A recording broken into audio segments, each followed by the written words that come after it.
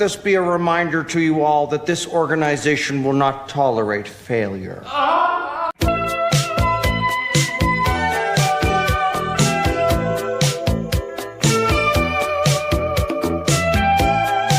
The side of the federal building has been blown off. Jesse?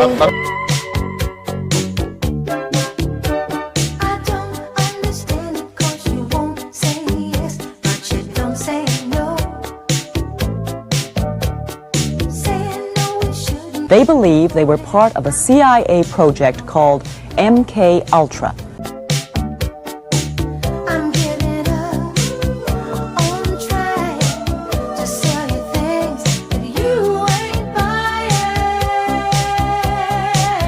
Just like a segment of society that is not living in reality.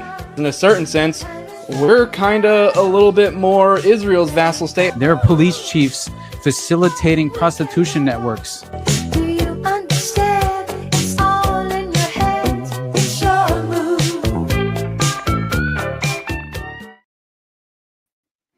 What up, everybody? Good morning. Welcome to the Morning Dump with Austin Picard from the Underclass Podcast. Well, so it looks like we should be expecting a truckload of Epstein files, right? According to Pam Bondi. You know, man, I don't mean to start off hot. It's just kind of like ridiculous to really fall into this. It's very much a deceptive trap that's been laid, right? And as far as just to manipulate public perception with false transparency. What's up, Fire Pixie? How are you guys doing this morning? I went to bed at like 2 a.m. Got up at 6, so that was pretty retarded. But here I am, nonetheless. But Screwed Up Texas, how you doing, my friend? Mr. Lex GR. Yeah. So honestly, I don't know how we couldn't lead off with that story, basically, because of what has transpired within the past 24 hours regarding the alleged Epstein files. I mean, you had the head of the FBI New York field office. Clearly, he was forced to resign, allegedly. It seems like it could also have been some sort of, political statement, right? Because this James Dennehy, I'm not sure. But anyway, Jesse Waters covered it to some degree on Fox News, just to kind of like introduce, what exactly happened as far as his resignation. But that kind of coming off the heels of the manufactured false transparency, which I very much believe we were effectively primed for this narrative in my mind, right? So let's hear what Screwed Up Texas has to say. Might sound crazy to y'all, but I think Pam Bondi just saying she will release the files is sending a message to the bureaucrats who oppose Trump. Fire Pixie, do you really think there's going to be anything in these? I highly doubt it. Yeah. I'm with you. That's beyond that. I mean, it was just announced. It was legitimately just announced that Pam Bondi says national security information will be redacted from the Epstein files. So there you go. It's a huge nothing burger in my mind. Seems like a political football that's conveniently being tossed around to also kind of misrepresent any sort of accountability in regard to the Epstein case in general. So yeah, absolutely. I don't believe that this is any sort of disclosure taking place. Certainly not honest in any way. So no, I don't think that anything of any substance will be revealed through these Epstein file drops, if you can call them that. Because if we're being honest, it very much seems as if nothing new has effectively come to light or surfaced due to these recent leaks. So not leaks. I mean, they're supposed to be actual. What is up, Joey Poopbag? They're supposed to be, you know, legitimate case file documents that are supposed to be revealed to the public for the purposes of transparency and accountability. But yeah, I mean, we should know by now that that is not how the government operates in any way. Doesn't matter what administration is in office or in power in DC. But I guess we should kind of introduce this to begin. And also, um, by the way, keep in mind that we were already, as I said, primed for this sort of narrative, considering the FBI dragging their feet regarding the disclosure. If you remember, I had played that clip from the I forget which podcast, the Benny. I can't remember the name of the show now, but very obviously seems as if they're compromised at the very least. They're what is going on? Hey, say what now? But yeah, it does seem like it's another one of those Sean Ryan-esque disinformation operations within the alternative media landscape. And you had this FBI whistleblower making the rounds, sort of. That's really the primary, um, at least as I recall, that was specifically the place where I discovered this individual, kind of like seeding this narrative into the public consciousness. So allegedly, the FBI whistleblower who yeah claims he discovered the FBI was destroying Epstein file case documents and JFK files as well. I believe was a part of that narrative. And yeah, it also seemed as if he were potentially extremely Jewish, which who knows how deeply that ties in as a primary factor. But yeah, Bobo McCoy, they aren't going to give us anything. But yeah, morning gang. Anyway, so yeah, we should introduce this quickly and just let Jesse Waters do a little bit of reporting for a brief moment on the head of the FBI field office in New York resigning after the Department of Justice accused his office of hiding thousands of Epstein documents.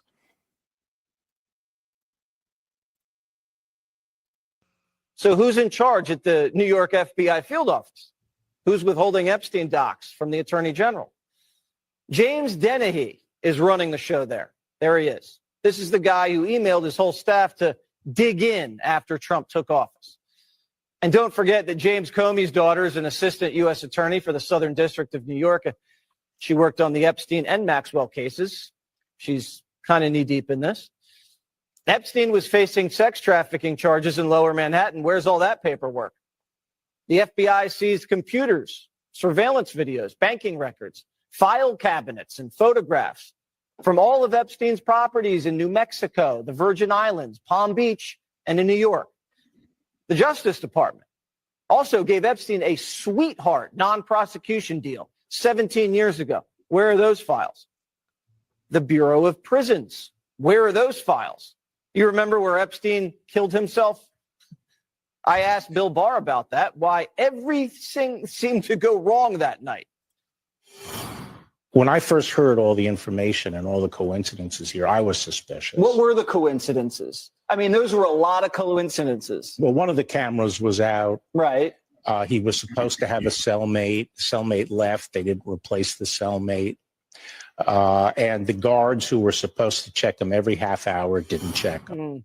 My EMT source said he was on the scene immediately to pull Epstein's body out to the morgue. And when he got to the cell, he saw 7 people there touching Epstein's body and moving stuff around. Well, yeah, as we know, this is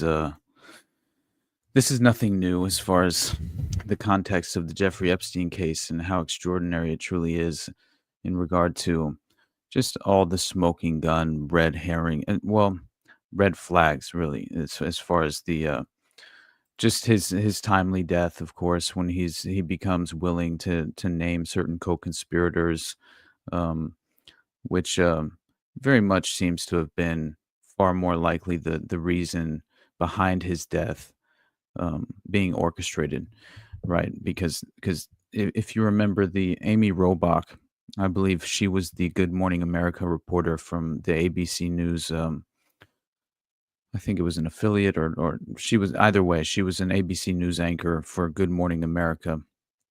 And yeah, it was it was very interesting because if you remember, I think I had actually even put this clip in the I think it was the Finders episode that I did, if I recall. But either way, it was very, very strange because it clearly it proved out the fact that the producers at ABC were entirely compromised by this network, and at the very least were being leveraged by members of the network in order to facilitate the cover up within the mainstream media. And so you have Amy Robach get caught on a hot mic explaining how she was basically, you know, entirely derailed in her attempt to bring forward any sort of accountability in the media to spotlight the Epstein case and help, expose the abuse that the victims endured, and attempt to potentially bring forward some sort of justice. But that, I mean, also consider the fact that if you're a reporter, this is a career making sort of, as far as just project in itself, right? If that falls into your lap to some degree. So yeah, it's very interesting that in 2019 she insisted that producers at ABC refused to run her interview with the alleged victim of Jeffrey Epstein and Ghislaine Maxwell's sex trafficking ring, named Virginia Roberts. And I think it's directly tied in with Epstein's connections to intelligence being that the reason why, and of course Alexander Acosta claimed exactly that. He offered when he offered the lenient plea deal. Later on, he was being briefed, and essentially they were vetting him for his new position within the Trump administration. And yeah, he made the statement that, of course, we all know now, that he was told that Epstein belonged to intelligence, was above his pay grade, and to leave it alone. And yeah, I think there's no better way to describe it than the way that Nick Bryant wrote in the Franklin Scandal. I believe it was. It might have been Confessions of a DC Madam, but he says, "The only thing necessary for the triumph of evil is for good men to do nothing." And, I don't know. It might be a little bit more sinister than that, right? Like, I'm beginning to think, but definitely the most malignant corners of intelligence, I mean, they pose the most formidable threat, at least in my mind as of now, due to their ability to, facilitate these cover-ups, let alone, engage in such sinister and sadistic abuse. So, clandestine human trafficking networks, I mean, if you're covering up satanic ritual abuse, what role ethically do you serve to society? I mean, so anyway, yeah, I get a little frustrated when it boils down to it because of all these various connections, including Alan Dershowitz. I mean, especially, I had just mentioned, good morning, how you doing, Alan Omofo? Alan Omofo. But yeah, I mean, when Epstein was convicted on child prostitution charges in 2008, and the lid blew off, and he was hung out to dry and crucified in the public spotlight, it was going to always end at Jeffrey Epstein. So, yeah, Alan Dershowitz, he orchestrated that sweetheart deal in the first place and helped negotiate that. And so Epstein being granted immunity, and then 4 named co-conspirators, as well as any additional unnamed potential co-conspirators as well. I mean, that's extraordinary measures to pursue a cover-up, and we've seen this too often. I mean, this is a part of the playbook. In my mind, you go back to Paul Bynum and the witch hunt narrative surrounding the McMartin preschool, and his story alone convinced me. Like, why were as far as Paul Bynum was concerned, you look into that, and it becomes fairly undeniable that there were clearly local authorities involved in the context of the McMartin preschool scandal and the child abuse that happened there. It wasn't just McMartin. It was many other schools and small, I forget the names of the preschools that were involved, but they were daycare centers, and there were various other daycare centers that were implicated in that network of the McMartin preschool scandal incident of sexual abuse with children. And it was more than that. It was child trafficking. It was trafficking them through tunnels under the school, which wasn't necessarily like, people don't realize that was clearly a way to take them during daylight hours to an underground property. Essentially, there were rooms that were carved out within the underground tunnel network, but also the tunnels led to different areas. One area being, I believe, a garage in a nearby house in a neighboring property from the preschool, and that was how they would, during daylight hours, drive the children around, traffic them throughout the city. So, but Paul Bynum, he was an investigator, a local investigator, local police for Manhattan PD, right? Charlie Smith, hello, AI Austin. Hey man, I'm too emotional to be a computer. But let's see. Anything else I need to catch up on? Good morning, guys. I am slow rolling my morning. I'm doing my best here, but I'm telling you, man, beyond the truckload of Epstein documents that we've been promised, and the head of the New York field office stepping down, claiming he was forced to resign.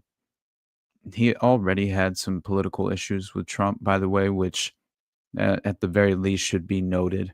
So it seems par for the course. I think he's connected in with James Comey, so that's perfectly in line with kind of the narrative that Alex Jones was often running with, that the fix was in at the top officials within the FBI, as far as the hierarchy was concerned. Certain aspects of the hierarchy were compromised, and obviously you have holdover officials within every administration. They never effectively clean house entirely. So this came up in the context of Operation Fast and Furious and these clandestine black operations that are being conducted, whether internationally or domestically. They typically overlap. But yeah, it was interesting because it came up in the context of Fast and Furious due to the Vegas shooting. Because when Trump took office, there were all these Obama holdover officials in the FBI. And so they were conducting certain aspects of Fast and Furious that weren't on the radar of the new administration who had just assumed office fairly recently at that time. And so it's kind of strange because as Fast and Furious was being phased out allegedly due to Trump's influence in the new administration, um, it kind of reaches a boiling over point, and you have this layered operation take place with a patsy being strung up and crucified in the public perception, but in reality, he was just a ghost and a spook who was never intended to be exposed, but due to extenuating circumstances involved with what really are, as much as I believe there is an ultimate agenda that is playing out despite the political ideology that assumes office in DC. There are still warring factions. It's kind of like organized crime. That is what it is. I mean, that's what government is. It's the highest level of organized crime. So you have these business interests, and they're playing out as far as who's being chosen as the new winners and losers. And so you do have, it's kind of it's very interesting to witness, but to see the consequences of it, of the certain differences in the policy approach. Yeah, Tim McVeigh used it. It still blows my mind that they used the same gun store, Lone Wolf, for Fast and Furious and all the other PatCon operations. Man, I'm telling you, buddy, it's one of those things that they almost can't get out of their way, but they've had so much success that why would they really feel the need to kind of evolve their strategies when they're so, as far as what they hope to achieve, inevitably seems to inevitably, honestly, it's very interesting to witness how these recycled tactics kind of really how they expose themselves and reveal themselves at the operational level.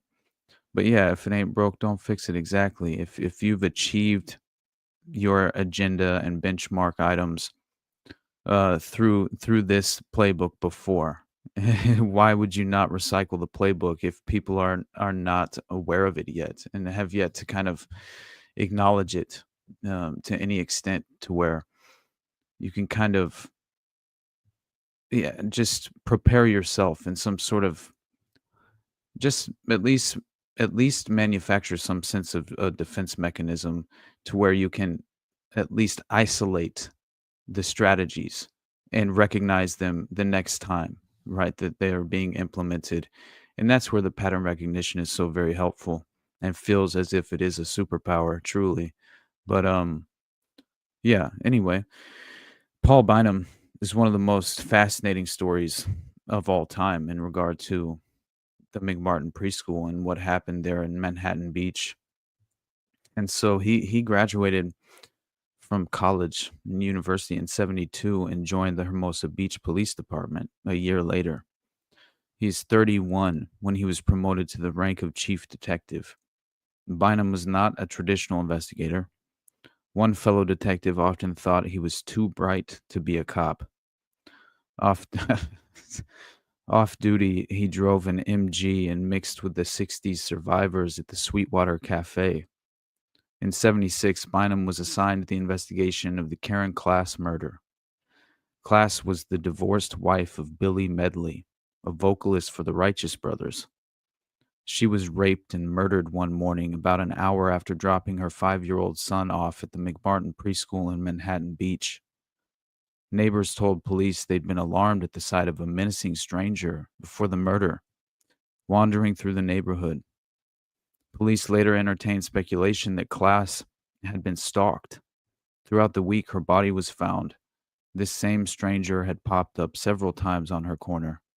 A neighbor phoned Karen to warn her. She didn't answer. When friends entered the back door of the house, concerned for her safety, they found a Caucasian male with a beard about 5'7", 28 years old, dressed in a long olive green coat with a tunic, collar, and boots. He was leaving through the front door. Class was found naked and unconscious. She died 5 days later. Nothing was stolen. Police had no indication that Class knew that the man who assaulted her. In '84, shortly after indictments were handed to defendants in the McMartin child molestation case, Gerald Class, her husband, happened to drive off a cliff in Oregon and was killed. So, this is one of the most perfect examples of how you facilitate a cover-up at the not only the federal level but also the local level. And any sort of, any sort of thorn in the side of the cover-up narrative will inevitably be dealt with, and that is what happened, I believe, to Paul Bynum, and unfortunately to Gerald Class, the husband of Karen Class, who was murdered and brutally raped beforehand. But so Gerald Class, the husband, drives off a cliff in Oregon, being, clearly in my mind murdered. Children alleged in a grand jury hearing that teachers at the preschool had threatened to kill family members if they talked about abuse.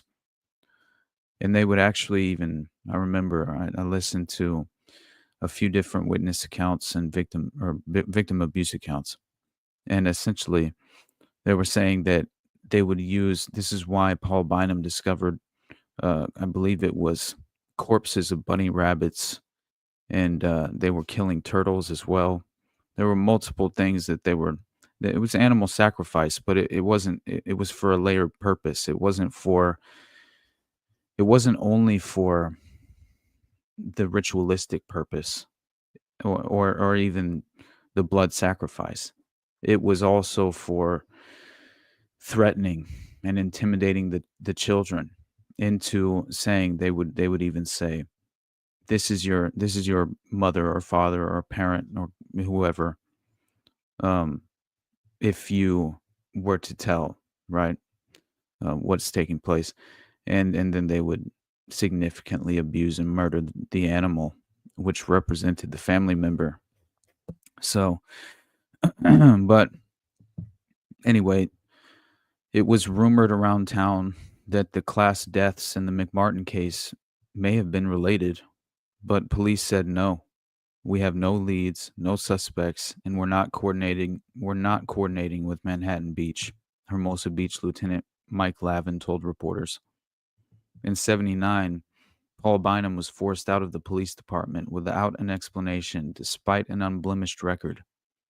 After Bynum had wrapped up an investigation of a series of murders of teenage girls in nearby Redondo Beach, culminating in the arrest and conviction of serial killers Roy Norris and Lawrence Bittaker, Police Chief Frank Beeson pressured Bynum to take a stress leave.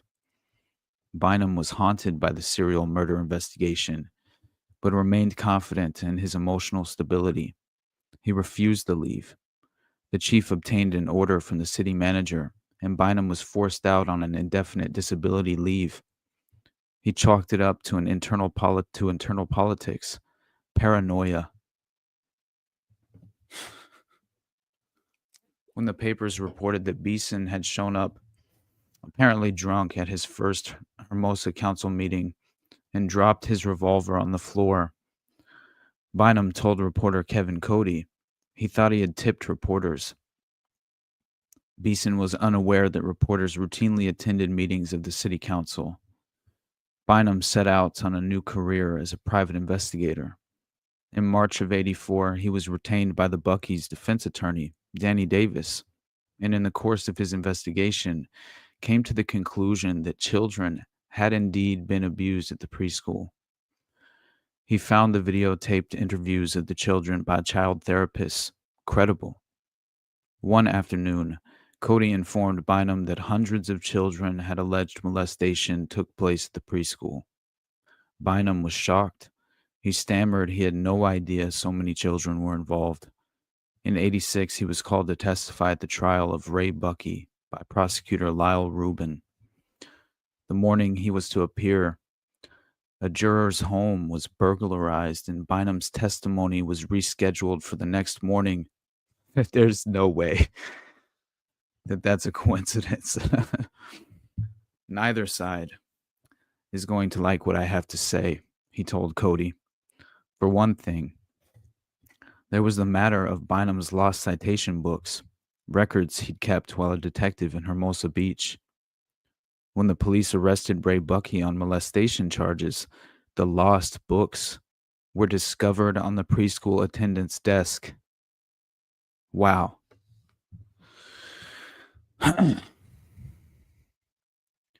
This is how it happens.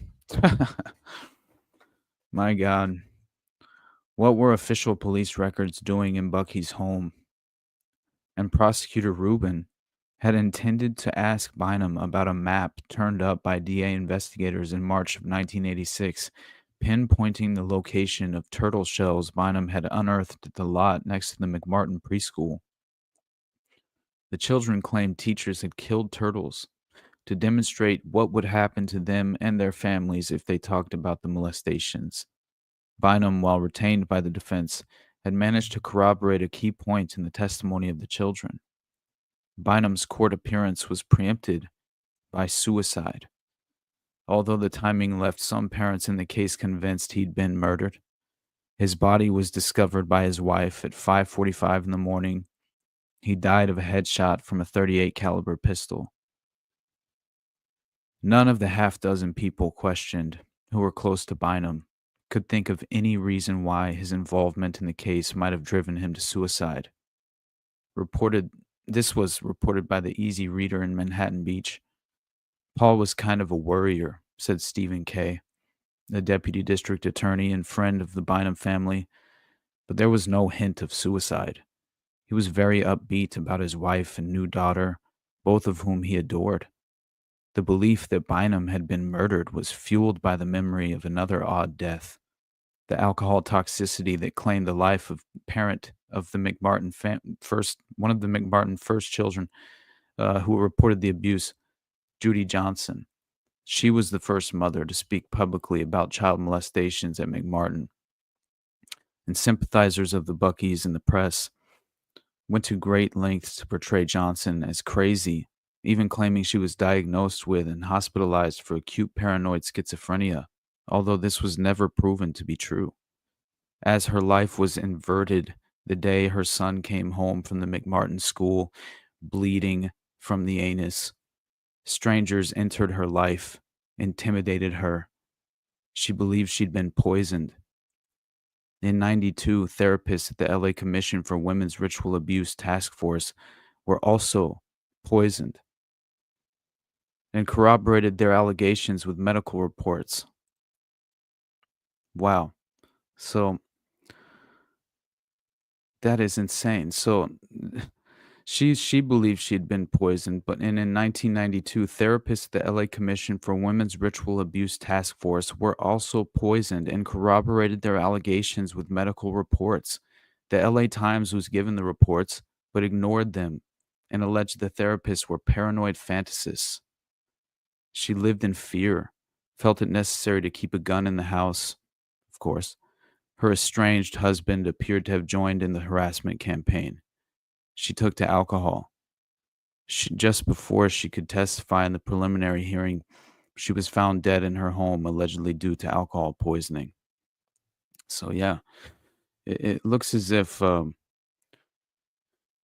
my mind, right, it seems very much as if Paul Bynum was just, unfortunately, collateral damage in the context of the cover-up involved in the McMartin preschool. But this again is more.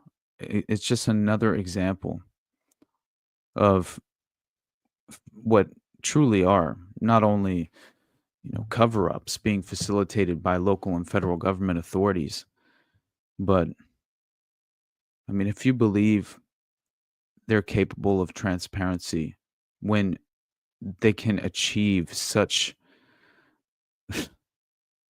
a miscarriage of justice. I mean, it just it's a little difficult for me to contend with that as a reality, as anything that we could legitimately believe it could. Oh my God. Whoops. Looks like looks like that Fox News report was still up. My bad. Anyway, so beyond James Dennehy, who was the head of the FBI in New York and forced to resign in regard to the Epstein files, it's very fucking interesting to me that the DOJ has decided to withhold the Seth Rich documents, which were intended to apparently go public by March 10th.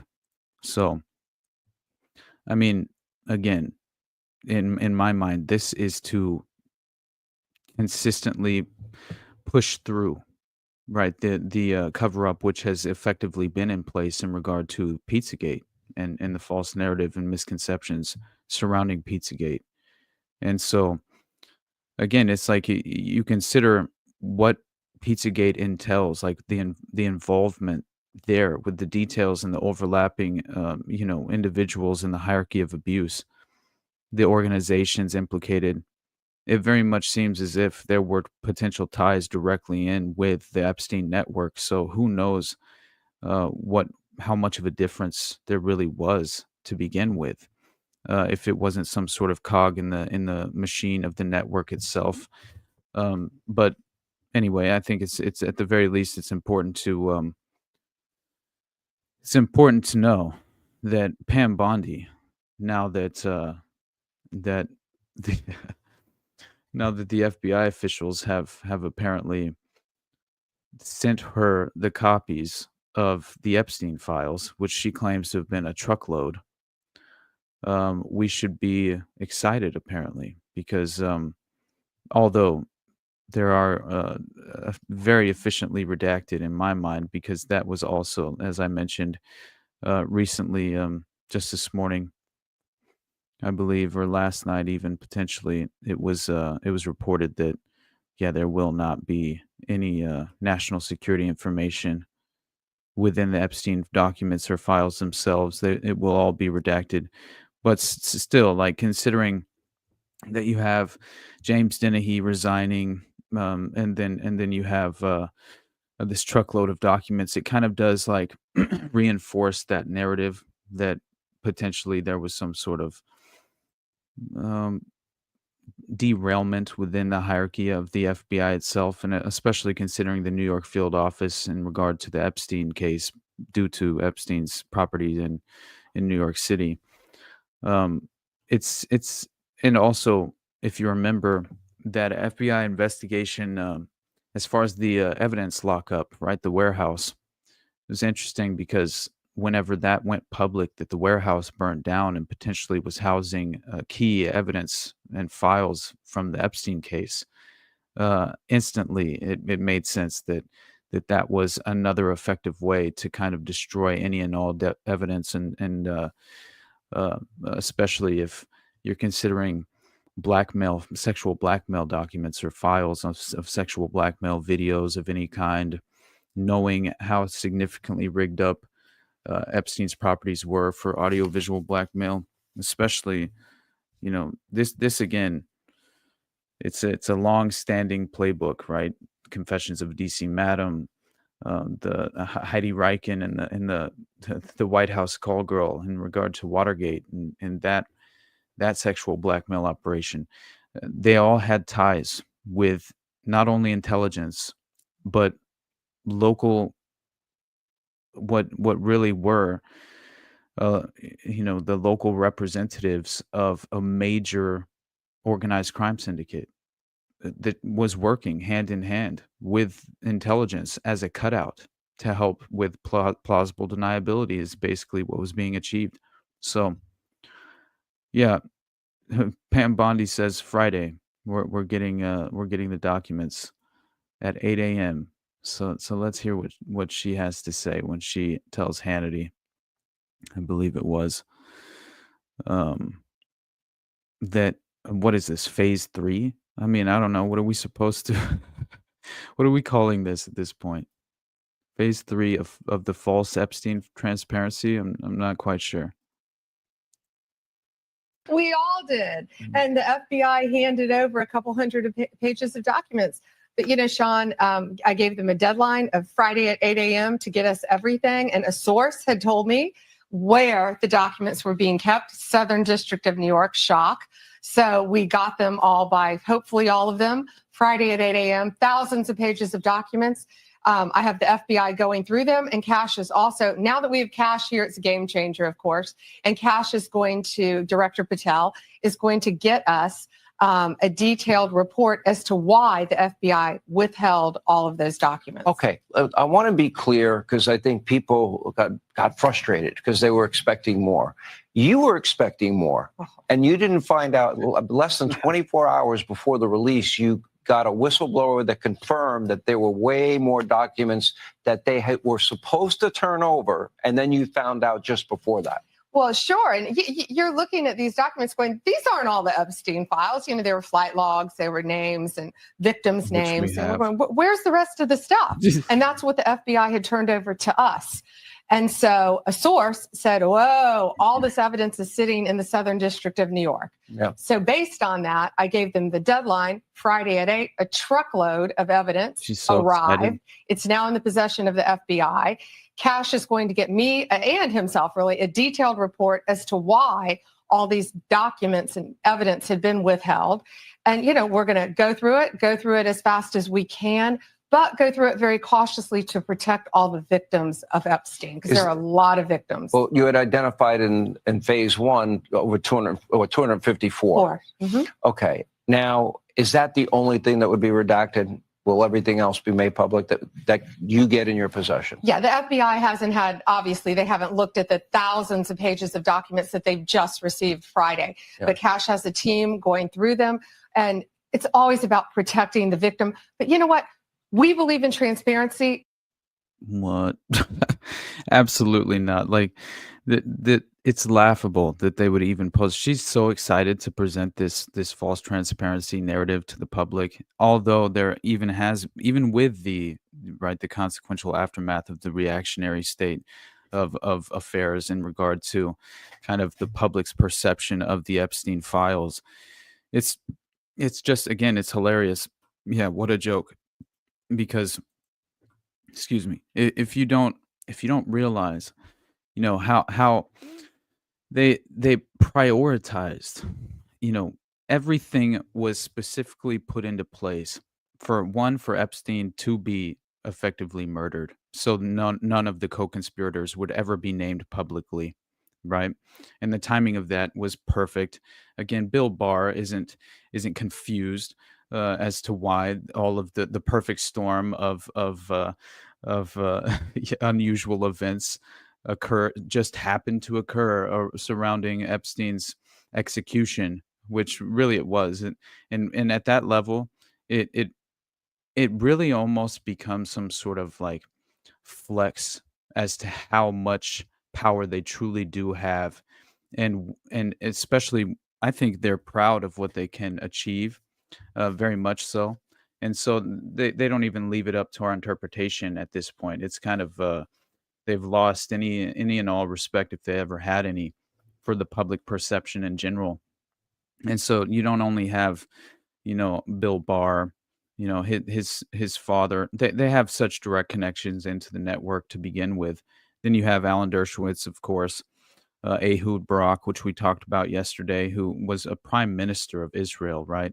And yeah, these names were all circled as perpetrators, you know, and if you remember, Epstein's, according to Maria Farmer, you know, the main thing he did was walk in with Maria, and he showed her where the cameras were, apparently, which is very interesting. The men monitoring everything, and this is par for the course in regard to, you know, I'm trying to remember something Bailey. I forget the guy's first name, but he was the former FBI official within the Heidi Reichen network for the Watergate sexual blackmail operation that was spotted right? He happened to be spotted, this this this former FBI agent just so happened to be in a a closeted room with a two-way mirror in place and a tripod with a camera, and it was clearly recording for the purposes of sexual blackmail, and covertly recording, obviously. And whenever he was discovered, so this is what they do. And so again, there were men monitoring everything through these cameras, um, and uh, and then also Maria Farmer was shown the cameras and saw a toilet. As far as like where the cameras were, they were facing a toilet, a bed, another toilet, and then another bed. So it's very obvious what was being monitored at the time. And then a friend of Maxwell's claimed that Ghislaine said the island had been completely wired for video and audio and visual blackmail, obviously. The friend thought that she and Epstein were videotaping everyone on the island as an insurance policy. And then Alexander Acosta, who helped negotiate the sweetheart deal with Dershowitz. I mean, it's interesting because he happened to be rewarded with an appointment as Trump's labor secretary, and he, of course, being told that he was when he was being vetted during that process, that he was told to back off due to Epstein's ties to intelligence. And so Epstein was reported to the FBI in '96 by the Farmer sisters after he molested Annie Farmer, and they were repeatedly stonewalled by the FBI. So this is commonplace for the Bureau. And yeah, and it at the very least, it's very strange that no one's discussing Ghislaine Maxwell during all of this. But anyway, it shouldn't be, I guess, too out of the ordinary as far as, she's the daughter of a of an actual operative, right? Who not only was a Mossad agent, but he shared more than dual loyalty. He was a layered operative and being utilized and exploited within the context of what effectively becomes an international private intelligence operation. It's a network that's very much in place, but this network doesn't answer to political leaders or world leaders, right? Like, they install them. They coup d'etat world leaders and install their own puppets. That is what this network in operation has done for how long? And so, again, commonplace by the Bureau not to ever prioritize the victim of any sort of abuse. And yeah, nothing burger. Exactly. I legitimately said that earlier. It's probably my conditioning from just hearing it said over and over again as well. But yeah, nothing burger is definitely what I keep hearing surrounding these files, and that's what it is.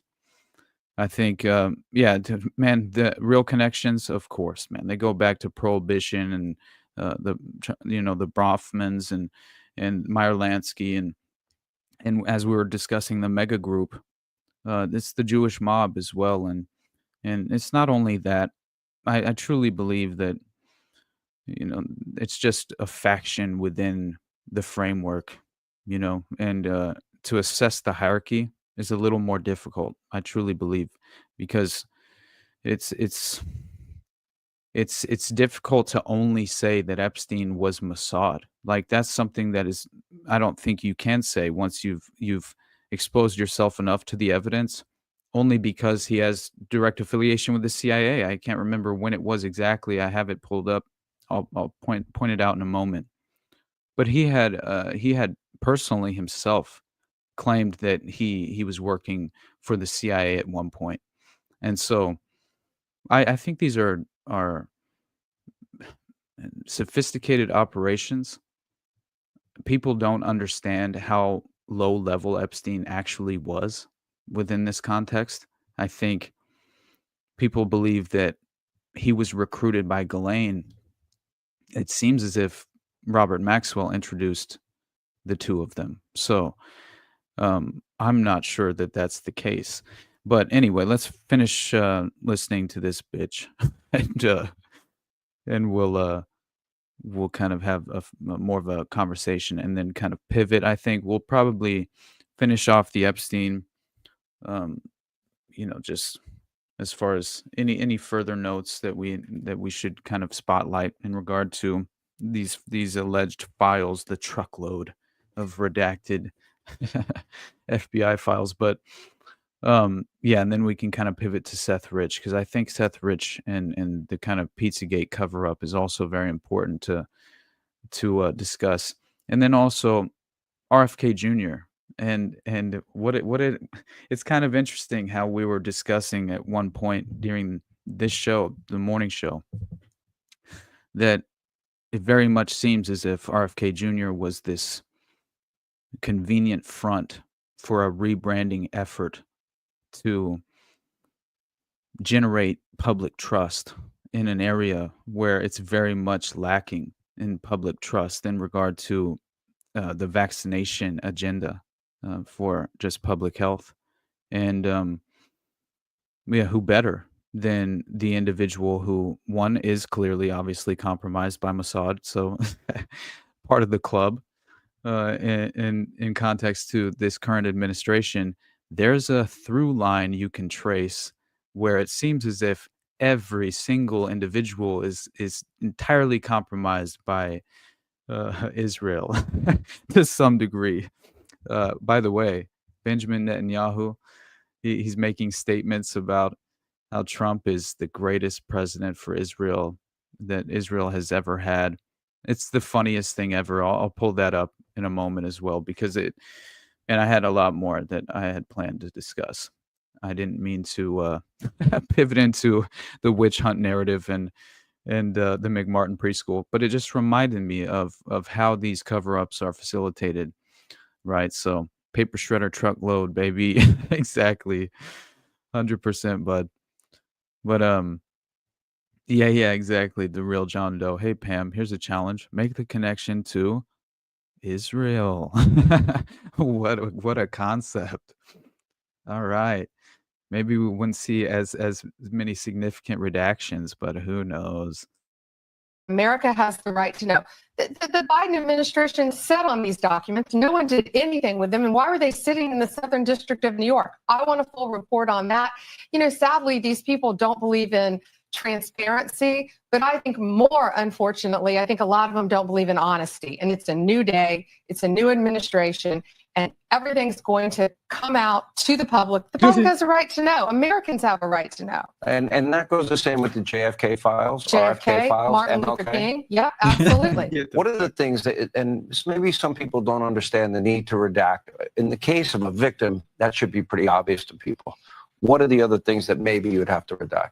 Well, national security? No, of course, national security, some grand jury information, which is always going to be confidential, but we'll see. Let's look through them as fast as we can, get it out to the American people, because the American people have a right to know, not only on that, but on Kennedy, on Martin Luther King, on all of these cases that the Biden administration has just sat on for all these years. So yeah, it's really, it's not sad. It's infuriating that these people thought that they could sit on this information, but they can't. It's a new day, and we believe in transparency, and it's going to come out. And when we redact things, Sean, what we're going to do is not just pull pages out like they used to do. If something's redacted, you will know the line, and you will know why it's redacted, the victim's name, identifying information of a victim. All right. Yeah, that's interesting. I don't know, man. You if you know enough, then you're about Epstein and the network surrounding him, then you obviously know that we have had, I mean, at the very least, since Nick Bryant published got the Black Book, Epstein's Black Book, which really apparently was Ghislaine's Black Book, published into Gawker. I mean, we've had this information. We've had the flight logs as well, which is also very interesting. And yeah, I really love this Helper Crow. Everything I've studied shows a spiritual battle throughout all of this, and everyone's distracted from that side of it. That is the seal of Solomon. There's no such thing as a Star of David. Oh man, better learn esoterics. It's all there in symbolism. Absolutely, it is, my friend. This is what I've been convinced of more than anything because it was something that was entirely off my radar. I was unaware. Now, when the veil is, falls to the wayside, you recognize that symbolism. You see it everywhere. It's that pattern recognition. Right, that esoteric new age ideological system of control is deeply in place. um, the bait and switch, the god hole, we've been conditioned. Right.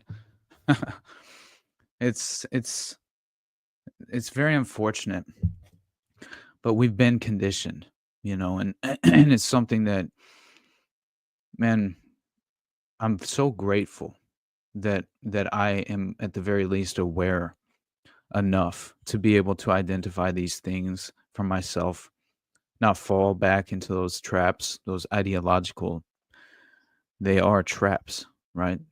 Anytime you embrace an ideology, it's identity politics, man, at its worst, right? That's why people begin to worship these political actors in the political theater.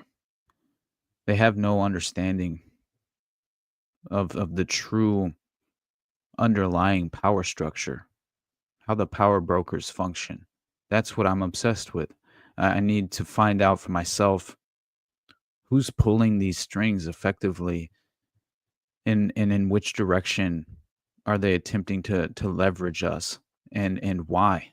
And so only if only we can, as I've said before, anticipate the next move, um, remove ourselves from this, man,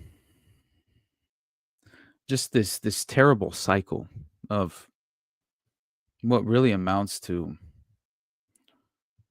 I mean, once you get down to it and you realize that the level of social engineering involved, then it's legitimately what it's so interesting to see how differently I look and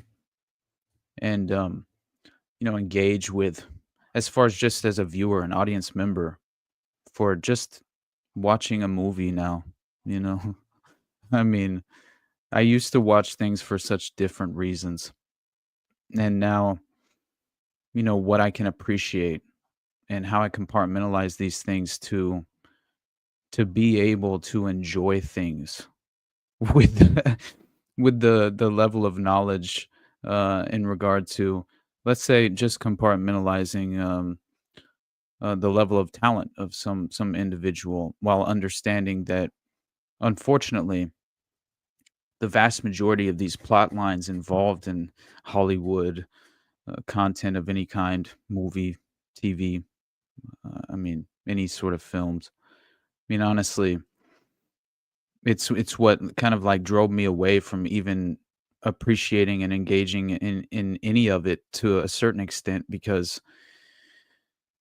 yeah, it's really, it's there's no ethical core values there anymore being perpetuated to any real extent.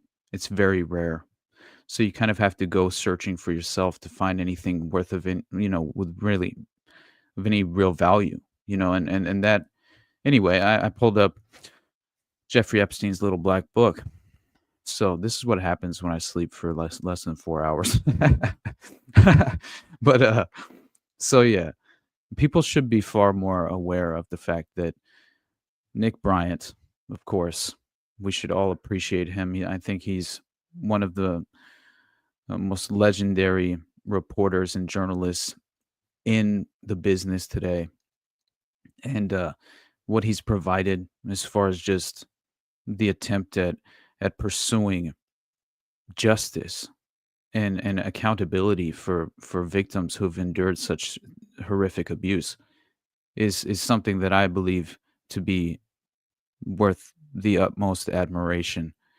And so Nick Bryant, he's one of the best out there, obviously, but as we should know by now, I mean, Donald Trump, Courtney Love, former Israeli Prime Minister Ehud Barak, which we talked about before, and Uber lawyer Alan Dershowitz may have been identified by a butler as potential material witnesses to pedophile billionaire Jeffrey Epstein's crimes against young girls, according to a copy of Epstein's Little Black Book obtained by Gawker.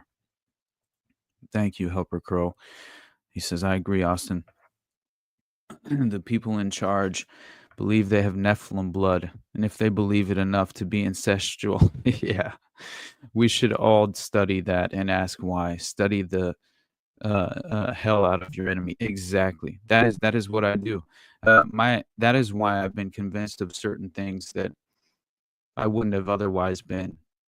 It was the pursuit of identifying and understanding the ideology of my enemy, and the ideology they possess. Through understanding it to a certain extent, you might not be able to conceptualize it in any sort of justifiable manner, and that's okay.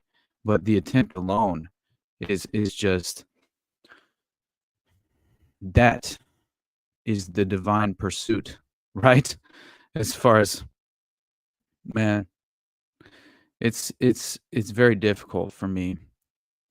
But Austin, yeah, they really don't have good movies anymore. Yeah, exactly, man. It's they have no real. I think it plays into exactly that. It's that, one, you have the demoralization, the really degradation. I think there's a clear and utter attempt at sort of facilitating this policy of degradation in pop culture. And yeah, I think a part of the reason that this is happening, and far more, as far as just far more represented than ever before, I think is due to that, new age esoteric ideology that's been manufactured to replace spirituality, to replace the concept of God.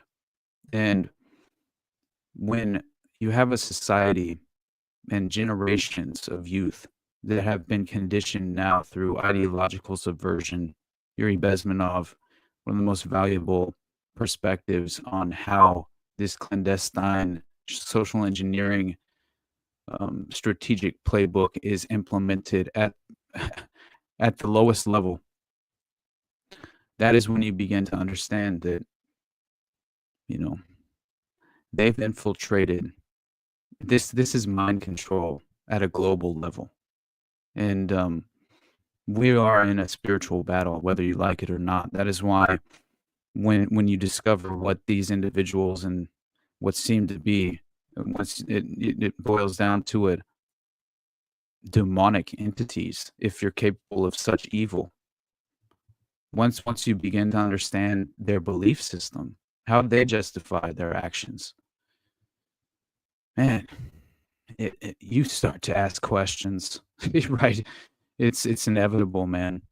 And but yeah, so as Derek Rose says, there potentially are over 16 contact numbers for Donald Trump in the Black Book. So it's a little disturbing. But I'm just saying, like, when you have all the individuals compromised by the Epstein network in charge of the Epstein disclosure, good fucking luck. Like, are you kidding me? Each and every one of these individuals surrounding this disclosure are compromised by Mossad. I can pull up, I might as well briefly pull up in a moment, the utter and out, what have been publicly exposed at this point, as far as the direct connections involved with the chosen influencers who were given the task of this public transparency regarding the Epstein files. They were given the binders. Yeah, but you discover that clearly they're entirely compromised, and they were chosen because of that exact reason. And so here we are with no new information, as was the plan. It's the strategic goal being met. And so anyway, annotated copy of the address book, which also contains entries for Alec Baldwin. Wow. Ralph fuck, I forgot how to say this dude's name. Fiennes, I think is how you say it. Griffin Dune, New York Post gossip Richard Johnson, Ted Kennedy, David Koch, filmmaker Andrew Jarecki. Interesting. That is very fucking interesting. I think I heard William Ramsey do an episode on Jarecki and his connections and his strange pursuit of covering interesting documentaries, but there being a more sinister reason behind it. I'm trying to remember what it was. But anyway, I'll pull that up later. He's the one who was behind the Jinx, right? That was very strange. I remember watching that on HBO when it first came out. But about those murders that he got the individual caught on a hot mic while he's pissing, of course, and that was the finale, the big smoking gun finale where he hung himself by his own petard, basically. But I forget the guy's name. He was a pretty wealthy guy too. Anyway, let's see. I realized the zombie thing is just the bodies left over being possessed by demons at its core. That's where that lore comes from. Interesting. That is interesting. Yeah, they returned MK on everyone in the 80s. Even Crowley did blackmail for MI6. 100%, bud. Yeah. Knowing how deeply tied in that Pasadena Lodge was, and L. Ron Hubbard and Jack Parsons, and then having Aleister Crowley with an intelligence background. I mean, I believe he was a British intelligence agent. You know, there's no doubt in my mind that he was a psychological warfare asset. And that's what, I mean, Michael Aquino style in many ways, who unfortunately comes up so very often in the context of these horrific cases. But yeah, so you have Andrew Jarecki apparently being in the Black Book, and all manner of other people you might expect a billionaire to know, turned up in court proceedings after Epstein's former house manager, Alfredo Rodriguez, tried to sell it in 2009. So about 50 of the entries, including those of many of Epstein's suspected victims and accomplices, as well as Trump, Love, Barack, Dershowitz, and others, were circled by Rodriguez. The existence of the book has been previously reported by the Daily Mail. Gawker is publishing it in full here for the first time. We have redacted addresses, telephone numbers, email addresses, and the last names of individuals who may have been underage victims. According to an FBI affidavit, Rodriguez described the address book and the information contained within it as the holy grail or golden nugget to unraveling Epstein's sprawling child sex network. But despite having been subpoenaed for everything he had on his former boss, Rodriguez didn't share it with the FBI or Palm Beach Police Department detectives investigating Epstein. Instead, he tried to make a $50,000 score by covertly peddling the Black Book to one of the attorneys launching lawsuits at Epstein on behalf of his victims. The plot backfired when the attorney reported Rodriguez to the FBI, and he was promptly charged with obstruction of justice, but not before he had, according to the FBI affidavit, laying out the crime, marked up the book, and an accompanying notepad with handwritten notes that contained information material to the underlying investigation that would have been extremely useful in investigating and prosecuting the case, including the names and contact information of material witnesses and additional victims. Rodriguez, who spent 18 months in prison, died in December after a long illness and never spoke about the address book, so the precise significance of the names he circled remains fuzzy. But the FBI's case against him makes clear that Rodriguez regarded the address book as crucial to understanding Epstein's crimes. During a conversation with an undercover FBI agent posing as a potential buyer, he discussed in detail the information contained in the book and identified important information to the agent. In addition to the names above, as well as scores of apparent underage victims in Florida, New Mexico, California, Paris, and the UK, listed under the rubric of massage. The circled entries include billionaire Les Wexner, former New Mexico Governor Bruce King, former New Mexico Governor and Democratic presidential hopeful Bill Richardson. Starts to make more sense why Epstein and his estate won the New Mexico lottery like fucking 2 times or some shit. I think it was even more than that. I can't remember. Peter Soros, the nephew of George Soros, of course. Former Miss Sweden and socialite, New York City doctor Eva Anderson Dubin. Some of the circled entries include additional notes. One address in New York City, for instance, is marked as an apartment for models, and 2 names bear the marking witness. Now that makes sense in regard to Franklin. If you remember the witnesses who claimed that Larry King had an apartment for his victims where he would stash them, and then he would pick them up, and he would and they would all, like, in this very, the way it was described by the witnesses was that he was very all the boys were well dressed, but they acted like robots, like trained robots. They wouldn't react, they wouldn't respond.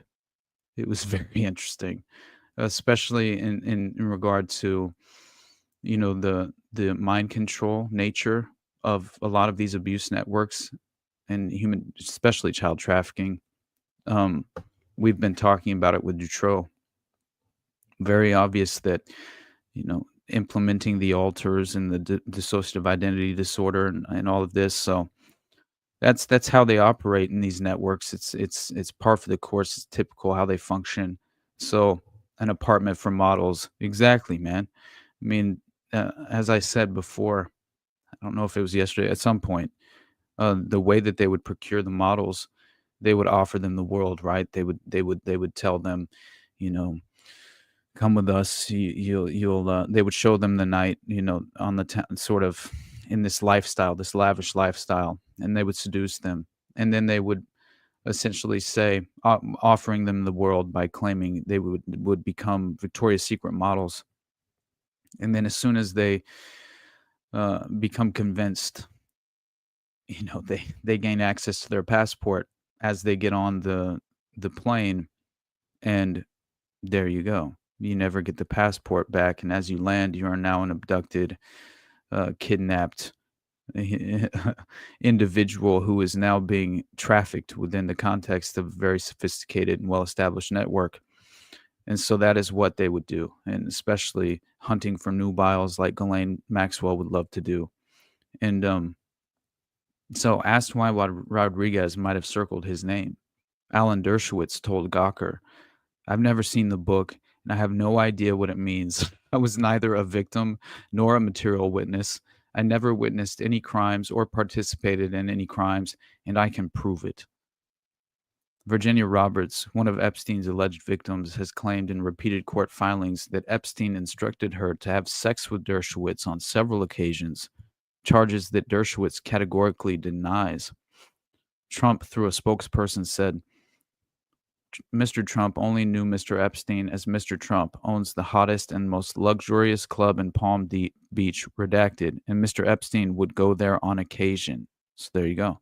That is the justification for most people as to why there's a connection there with Trump, although there's always that allegation of a real estate negotiation or a real estate deal falling out, and then Trump banning him from Mar-a-Lago because I've heard a number of reasons, because it was either that specifically because of the real estate deal falling out, or it was because he was flirting and associating and attempting to associate with his young daughter at the time, Trump's young daughter at the time. At least that's been another allegation I've heard rumored and thrown around there. But I'm under a far more unfortunate perception and conception, I would say, as far as the way that I view Trump's connection to the Epstein network I think it's undeniable that he was directly tied in with Robert Maxwell, and that alone is, I think, easily proven. And I've actually drawn that line myself. But it once you actually pull up the Trump Rothschild Rockefeller connections, it's very difficult to especially the Zionist connections behind standing tall behind Trump. That's the most difficult part to deal with and grapple with in regard to acting as if there's no there. I can't see how people, consistently justify this as an some sort of non-story. It makes no sense to me. We've seen far too many examples of him not only being associated with Ghislaine and Epstein and Robert Maxwell, but also you have, clearly you have Diddy as well, which I don't know why people believe that it's a coincidence, only because they're so well they've been just, Diddy's been a part of just as a part of the public consciousness. He's been, embedded within for a very long time. So I feel like it makes some of these personalities are just larger than life, and kind of difficult to put into realistic terms, and yeah, the Clinton death list is long. But yeah, and that's the other thing. The Podesta should be in this Epstein files disclosure. Why haven't we heard about that? Which is another direct connection in with Pizzagate. All right. Because Tamara Lozado, all right, Farmer L, another child procurement operation deeply embedded within the DC network, which is what Pizzagate was, as much as people would like you to believe, and so easily dismiss the reality of Pizzagate. Man, dig a little deeper. You'll discover that that is entirely inaccurate. But so yeah. Anyway, although Bill Clinton and Prince Andrew have been mentioned in connection with Epstein's sordid deeds, their names aren't circled in the Black Book. But Epstein did have 21 contact numbers and various email addresses for Clinton, as well as several contact numbers for the prince. And yeah, this is the original 2015 publishing of the Epstein Black Book, and by Nick Bryant and Gawker. And then more recently, there were apparently there were at least a few different more recent disclosures as far as certain names, but yeah, that's it, man. So Austin, that's like Shoe on Head says, who are the you vote for the red pedophiles or the blue pedophiles? Exactly. We are in a death cycle, paying taxes, non-consensually paying taxes to rampant sadistic pedophiles, man. I mean, that's what is happening. And apparently a lot of them are Jewish, which is very interesting. But anyway, so the Epstein list, and this was in the context of like recent court like just things being revealed in court, obviously, and people still trust Trump. I know, buddy. I'm telling you, man, like I get his entertainment value. I understand people not liking Biden. It's just I don't get the binary thinking, the white hat, black hat. It's so naive and childish as far as just perception wise in regard to the power paradigm in general. And it's just something that is fascinating to witness as far as how can you engage with reality for so long and still be in such a vulnerable state psychologically. It's a strange thing, but it must be some sort of inherent advantage that some of us possess, whether it's outside circumstances or factors involved with our childhood or our development. I'm not quite certain of this, but it's something that very much I'm grappling with on a daily basis because it's a very frustrating thing. But yeah. Anyway, that Prince Andrew, Bill Clinton, among more than 100 people named in these published legal documents linked to pedophile Jeffrey Epstein. The disclosure of the first batch of court files included the names of victims, friends, and associates of the sex offender and Ghislaine Maxwell, although many others will have no direct link to Epstein. The millionaire financier who socialized with royalty and celebrities. All right. So, being named in these documents was Prince Andrew, of course, appearing prominently within the documents, mentioning a previously reported accusation that he groped Joanna Schoberg, which he denies. Not sure how to pronounce that name. Former U.S. Presidents Bill Clinton and Donald Trump are also named, with neither accused of wrongdoing specifically. That this was... let's see, judges, court staff, and legal representatives are not included. Interesting. All right, we have, of course, other than Bill Clinton, Donald Trump, Prince Andrew, we have Hillary Clinton, David Copperfield, John Connolly, Alan Dershowitz, Leonardo DiCaprio, Al Gore, Richard Branson, Stephen Hawking, Ehud Barak, Michael Jackson, Marvin Minsky, Minksy. My bad. Let's see. Great freaking show. Are you going to get into Trump and Noahide laws? I'm not sure what that is, buddy. Noahide laws? What is Noahide? I'm not sure what that is, my friend. I'll look it up here in a second. Let's see. I've seen the reports of Donald Trump several times raping a girl about 13 years of age, supplied to him because she looks like his daughter. Holy shit. Now, that I'm not surprised, honestly, buddy. Let's see.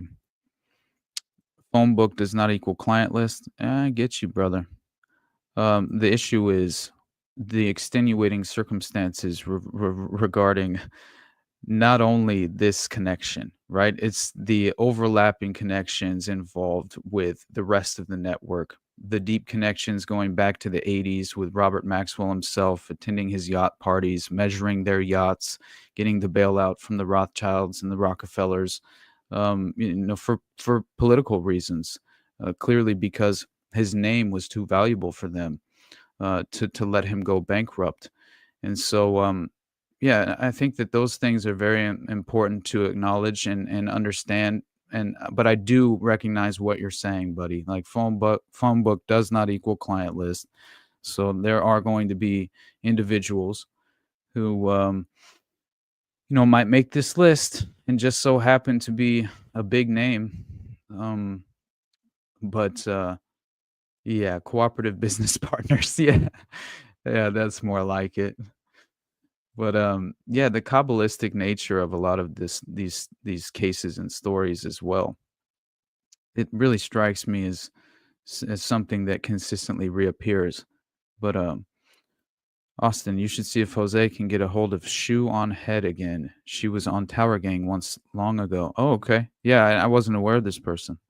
I'll definitely ask about them and look into them as well. Yeah, man. David Copperfield. Oh, that's hilarious. David Copperfield has an island as well. That is, well, wonder what's happening there. It has to be like at entry level at a certain point, as far as the compromising is whenever it takes place.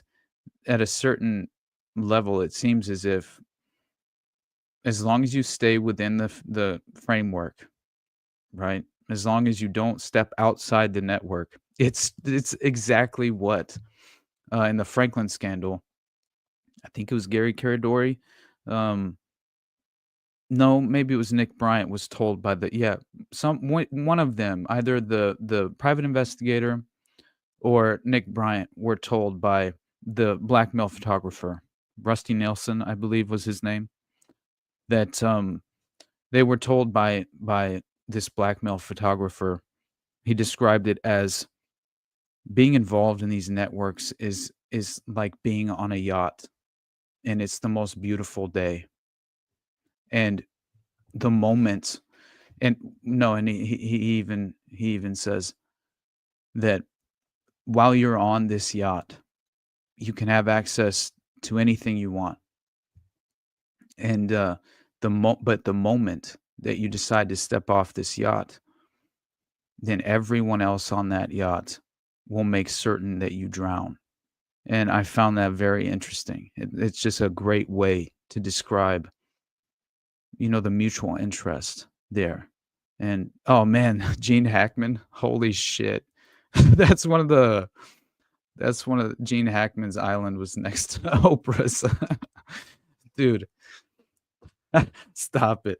I know, didn't they say that his New Mexico property was neighboring to Zorro Ranch, right? Wasn't that the context of Gene Hackman? Let's check that out. I had a video of this. At the very least, it was it has nothing directly to do with the Gene Hackman death.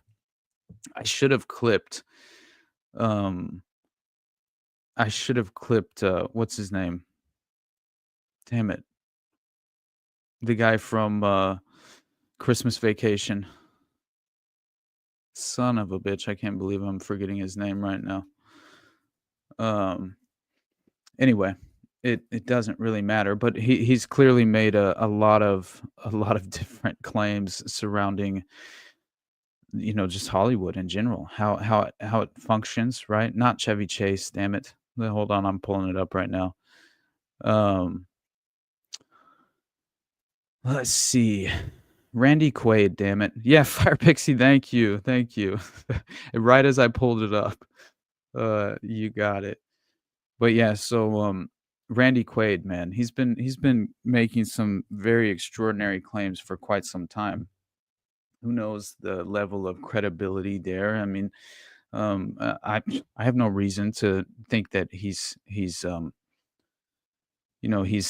deceiving us for I mean, honestly, like, imagine running with this narrative and believing that it will lead to any sort of potential future in Hollywood or as far as success is concerned.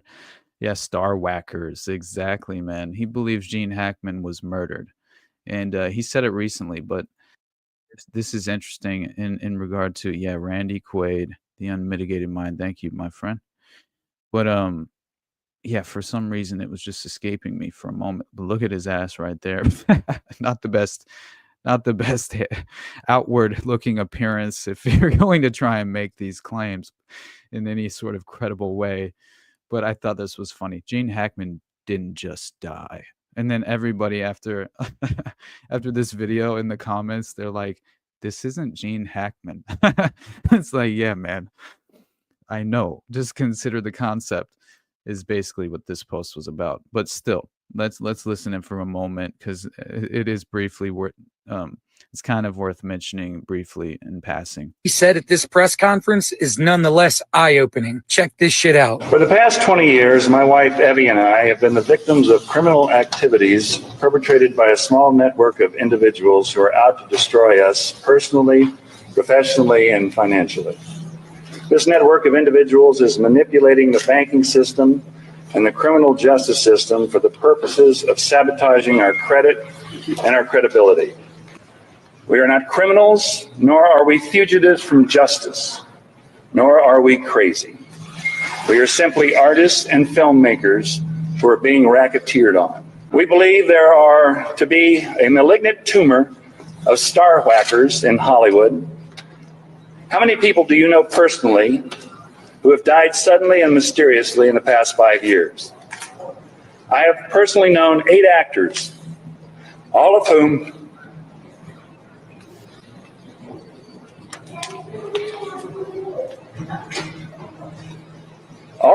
I have worked with and was close to.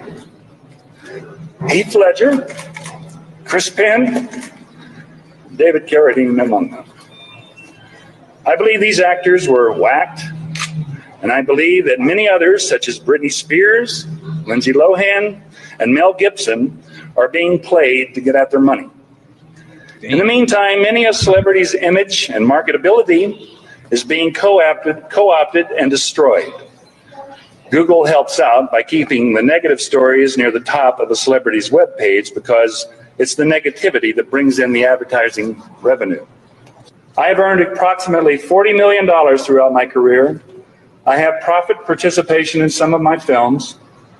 I am being embezzled from by this monstrous ring of accountants, estate planners, and lawyers who are mercilessly slandering me and trying to kill my career, and I believe murder me in order to gain control of my royalties. Interesting. Yeah, so this is nothing new in regard to, what was it? The connection there is that potentially it's a Masonic ritual. Hey, doesn't that apply almost in every way to the vast majority of the news cycle in general? But and I think it's at least it's worth mentioning, man, especially considering how Hollywood functions, and that's just this is the world we live in today, man. Like, this is, of course, nothing new. It's just hit the like button. Make sure you guys subscribe to both the Underclass and No Way Jose, and share as well if you appreciate any of the content, man. I got nothing but love for you guys. You know this. But good to see you, Jose. What's up, brother? But yeah, most normies think they died. Yeah, dude. Yep, most people think that it's just some sort of naturally occurring tragedy, right? When in reality, I think a lot of these personalities are so influential that they must remain in line, or they will be dealt with, right? There will be consequences to that effect. So anyway, to finish off, there were more than that. I mean, obviously we had Kevin Spacey, we had George Lucas, Jean-Luc Brunel, Kate Blanchett, Naomi Campbell, Heidi Klum, Sharon Churcher, Bruce Willis, Bianca Jagger, Bill Richardson, Cameron Diaz, Glenn Dubin, Noam Chomsky, Chris Tucker. Yep. So there are so many. RFK Jr. My God. There you go. That's pretty much most of the most notable names, I would say, from just kind of perusing the list as we speak. But yeah, so that's basically the most notable for the most part. There's still plenty of other various business insiders and that are worth mentioning, but I don't want to go through the whole list. So it's just another example as to how we've had these lists. We've had the flight list. We've had the black book, and so what could they possibly be?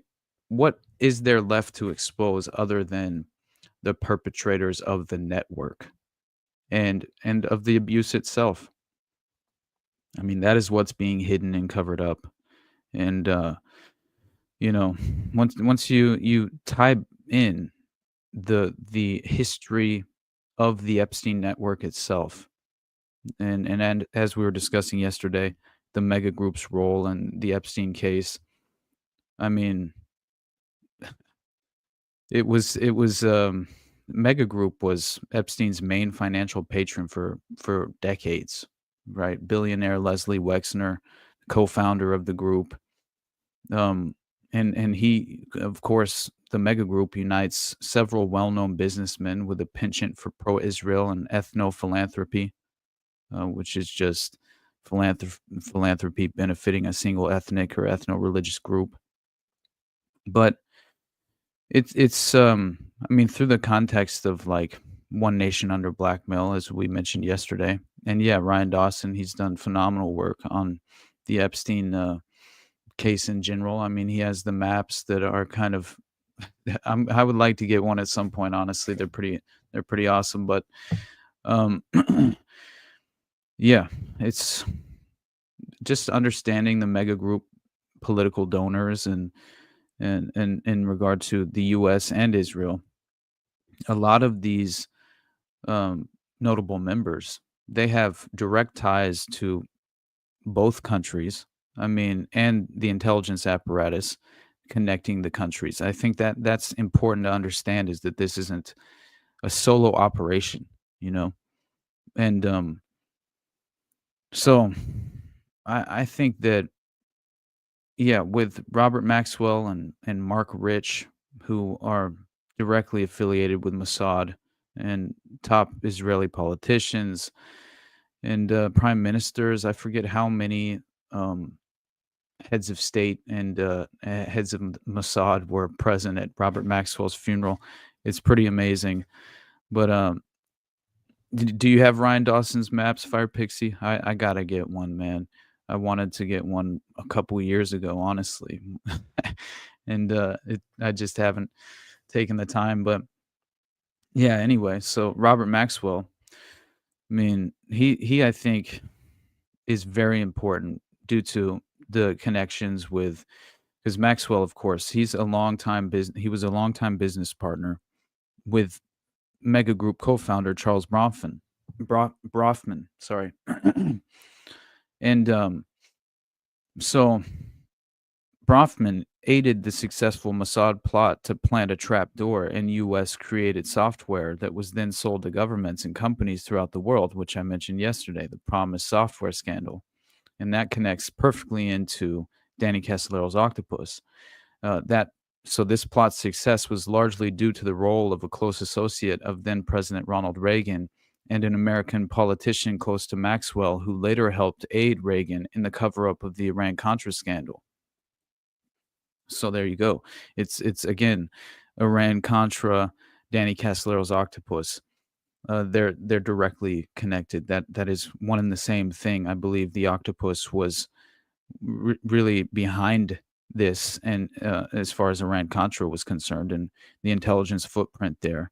But so yeah, it's very interesting when you trace this back, because it begins to make a lot more sense as to this being a long-standing network, potentially even being Roy Cohn's network, which was passed off, and that is kind of outlined here by because of course Ghislaine Maxwell joining Jeffrey Epstein's inner circle, and as Epstein's bankrolling the Promise software program, and which was being marketed for critical electronic infrastructure in the U.S. and abroad, that company had deep ties and troubling connections to Israeli military intelligence, associates of the Trump administration and the mega group.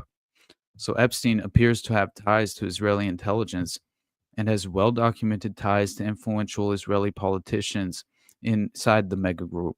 Yet those entities are not isolated in and of themselves, as many also connect to the organized crime network and powerful alleged pedophiles.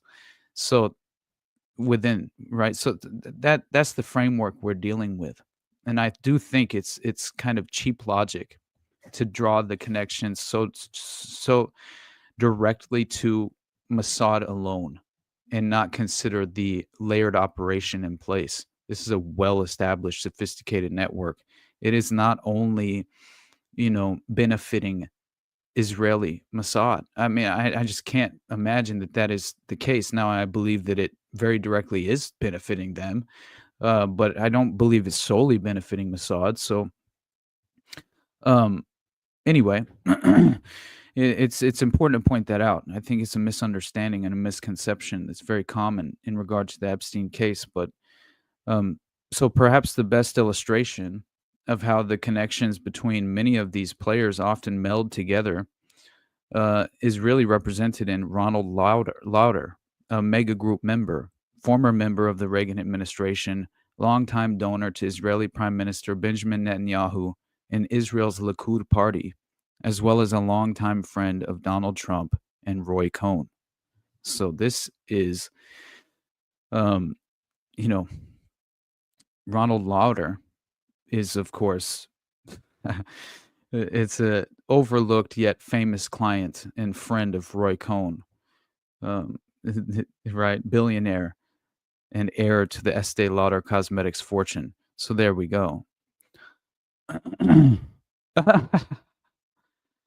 Interesting. All right, Jose, we're not going to get him.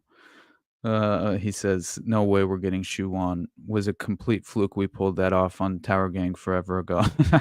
All right. I don't even know who this is. I need to look into this person, but yeah, let's see. Helper Crow, Saturn worshipping Satanists are in control of the holiest place on earth. Irony. Yeah, absolutely, my friend. So, Estée, yeah, billionaire heir to the Estée Lauder Cosmetics fortune. Oh man. So Lauder is often described in the press as a leading Jewish philanthropist and is the president of the World Jewish Congress. Yet his many media profiles tend to leave out his highly political past. In a statement given by Lauder to New York Times reporter Maggie Haberman in 2018, the cosmetics heir noted that he has known Trump for over 50 years, going back at least to the early 1970s. According to Lauder, his relationship with Trump began when Trump was a student at the Wharton School at the University of Pennsylvania, which Lauder also attended. Though the exact nature of their early friendship is unclear, it is evident that they shared many of the same connections, including to the man who would later count them both as his clients, Roy Cohn. While much has been said of the ties between Cohn and Trump, Cohn was particularly close to Lauder's mother, Estée Lauder, born Josephine Mintzer. Estée was even counted among Cohn's most high-profile friends in his New York Times obituary. A small window into the Lauder-Cohn relationship surfaced briefly in 2016 in an article in Politico about a 1981 a dinner party held at Cohn's weekend home in Greenwich, Connecticut. The party was attended by Ronald Lauder's parents, Estée and Joe, as well as Trump and his then wife Ivana, who had a weekend home just 2 miles away. That party was held soon after Cohn had helped Reagan secure the presidency and had reached the height of his political influence. At the party, Cohn offered toasts to Reagan and to then Senator for New York Alphonse D'Amato, who would later urge Ronald Lauder to run for political office. 2 years later, you are exactly correct, Austin. Pizzagate is just the tip of a huge iceberg. Absolutely, my friend. All right, I will. I'll wrap this up. I'll talk about Seth Rich for a moment, and then we'll get the fuck out of here because I have talked about a lot of shit I didn't plan to talk about. But anyway, it's okay. We're gonna make it, guys. So it is at least important to finish by mentioning that in '83, 2 years after this dinner party, Ronald Lauder, whose only professional experience at that point was working for his parents' cosmetics company, was appointed to serve as United States Deputy Assistant Secretary of Defense for European and NATO Affairs. Soon after his appointment, he served on the dinner tribute committee for a dinner hosted by the Jewish fraternal and strongly pro-Israel organization B'nai B'rith. Not sure. The parent organization of the controversial Anti-Defamation League, in Roy Cohn's honor. My God. Cohn's influential father, Albert Cohn, was the longtime president of B'nai B'rith's powerful New England, New York chapter, and Roy Cohn himself was a member of the banking and finance lodge for the organization. Holy shit. That's just like so the dinner specifically sought to honor Cohn for his pro-Israel advocacy and his efforts to fortify Israel's economy, and its honorary chairman included media mogul Rupert Murdoch. Dude, Rupert Murdoch He's directly involved with the Rothschilds in the bailout for Trump, Donald Trump, and then head of Bear Stearns, Alan Greenberg, all of whom are connected to Jeffrey Epstein. Shit.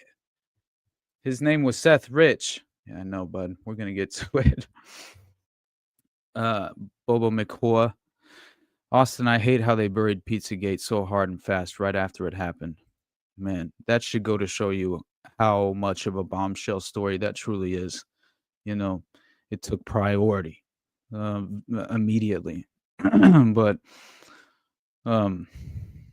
my God, man, it is so crazy to connect this all with Roy Cohn, especially considering all the connections we know of in regard to his sexual blackmail operation that he was in charge of. He was in charge of, it was called the Human Compromise Operation, and he was in charge of, you know, compromising political assets with little boys. That was what he was in charge of. That was his goal. And yeah, it goes back to, who do I vote for? The red pedophiles or the blue pedophiles? Exactly. We're in a choose your own political representative pedophile simulation or something. But it is a choose your own pedophile simulation at this point. They're all compromised. And as Maury Terry, as he reported this, that Berkowitz attended parties in Connecticut. David Berkowitz, son of Sam murders. The Process Church of the Final Judgment. The 22 Divine Disciples of Hell or some shit. I can't remember. Either way, that David Berkowitz attended parties in Connecticut at the house of Roy Cohn. The Greenwich, like what? That we were just discussing that Trump had a house 2 miles away. What was it? Wasn't far. And is going to these same dinner parties. So Berkowitz attended these parties in Connecticut at the house of Roy Cohn, Donald Trump's mentor, who happened to run a pedophile blackmail network strongly resembling the operation of one Jeffrey Epstein. According to John DeCamp, author of the Franklin cover-up, the sexual blackmail operation of Edwin Wilson, Iran-Contra operator and leading member of Ted Shackley's secret team and the JFK Operation 40 assassination team, was merely a continuation of the one set up by Roy Cohn during the McCarthy era with Louis Rosenstiel and J. Edgar Hoover. According to his CIA partner Frank Turple, Wilson ran a CIA-directed sexual blackmailing pedophile ring of the kind which were intensive in Washington at about the time of the Watergate scandal. Cohn admitted to New York police my God. Cohn admitted to NYPD James Rothstein that he was part of an elaborate sexual blackmail operation that compromised politicians with child prostitutes carried out as part of an anti-communist crusade. According to Rothstein, Cohn's job was to run the little boys. Say you had an admiral, a general, a congressman who did not want to go along with the program. Cohn's job was to set them up. Then they would go along. Cohn told me that himself. Rothstein also had an opportunity to speak to infamous Operation 40 Watergate burglar Frank Sturgis, who revealed that one of the reasons for breaking into the DNC headquarters was a hidden pedophile book, which was supposed to have a list of politicians compromised. So yeah, that is what's yeah, my God, David Berkowitz. He says the Process Church was providing children for sex at parties held by wealthy people in Westchester, Manhattan, Connecticut, and Long Island. Berkowitz informed Maury Terry that one of these parties were held at Roy Cohn's house in Connecticut.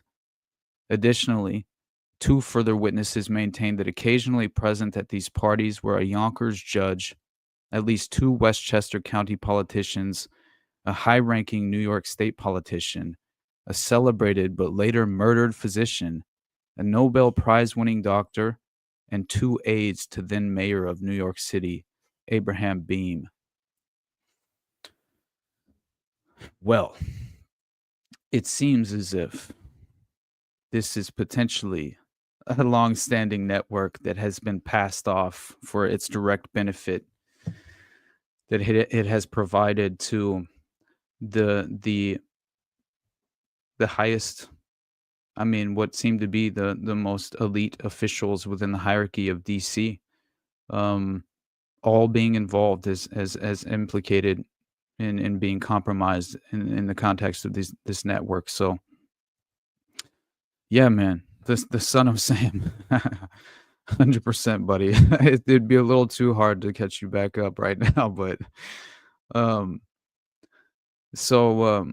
yeah, man, the Grossman bound and determined to destroy Rothstein's legacy. I discussed it briefly, but I think Manny Grossman, his dad was directly tied into psychological warfare and running an clandestine intelligence domestically, I believe. So I believe that he's potentially following in the footsteps because his father was kind of very much presiding over the cover-up at the time, trying to entirely justify the methods of the New York investigators in the NYPD at the time. And I think that was by design because a lot of those individuals were compromised in the network, and that is why the cover-up was able to take place so effectively. And so, as we've discovered, these in that 1982 New York State Select Committee on Crime, right, that Rothstein was a part of, it exposed how the cover-up took place. You had local authorities, you had local investigators who were entirely derailed as far as their careers were concerned. They had no career to speak of after this took place due to their integrity and unwillingness to compromise that very integrity in their investigative pursuits in regard to these cases of abuse. So yeah, man, it definitely direct connections there. With Roy Cohn, what does he do? I mean, Roy Cohn brings in the Anglo-Irish vice ring and the Richard Kerr and the Kincora abuse scandal. And I mean, holy shit, right? you pull that up and you discover that Roy Cohn, he shares extraordinary connections with the abuses that occurred at Kincora within the Anglo-Irish vice ring. And so Trump's mentor, another sociopathic pedophile child trafficker, from Roy Cohn to Epstein to Maxwell. I mean, law enforcement agencies on both sides of the Atlantic have been and continue to be adverse to making inquiries into VIP child sex abuse. This has been the position for decades. Donald Trump's mentor, Roy Cohn, was a pedophile who abused boys on both sides of the Atlantic, including one from Kincora Boys' home named Richard Kerr, who he selected in Belfast and had taken to him in Venice for sexual abuse purposes. Man, the Anglo-Irish vice ring. It's basically it's interesting because it's tied directly in. Yeah, Kincora is one of the most tragic stories and scandals that I've ever come across through my research. But yeah, I think that really the best connection to kind of exposing the Anglo-Irish vice ring was Lord Mountbatten. Yeah, the Elm Guest House affair. Holy man, I've been researching that recently because of the Spartacus Network, the Odyssey Foundation in North Fox Island, and it is just one of the most disturbing things I've ever read through in my life. And when you start to get into it, you discover the darkness, right? Because it was certainly involving snuff films, which I had discussed somewhat recently. But yeah, the Anglo-Irish vice ring it's an utterly depraved and debauched collection of perverts, sadists, and child molesters, some of whom even abused their own children. The ring included powerful establishment figures from Westminster, such as Sir Knox Cunningham, military police MP, Sir Cyril Smith, MP, British civil servants, MI5 and MI6 officers, and even members of the aristocracy, such as Lord Louis Mountbatten, close relative of the British royal family and close friend of the sadistic necrophiliac and child rapist Jimmy Savile. According to the book, interesting. Trump, Knight of Malta, York Rite Mason, allegiance to Israel. Absolutely. You know what else I think? Potentially orchestrated by the Pilgrim Society.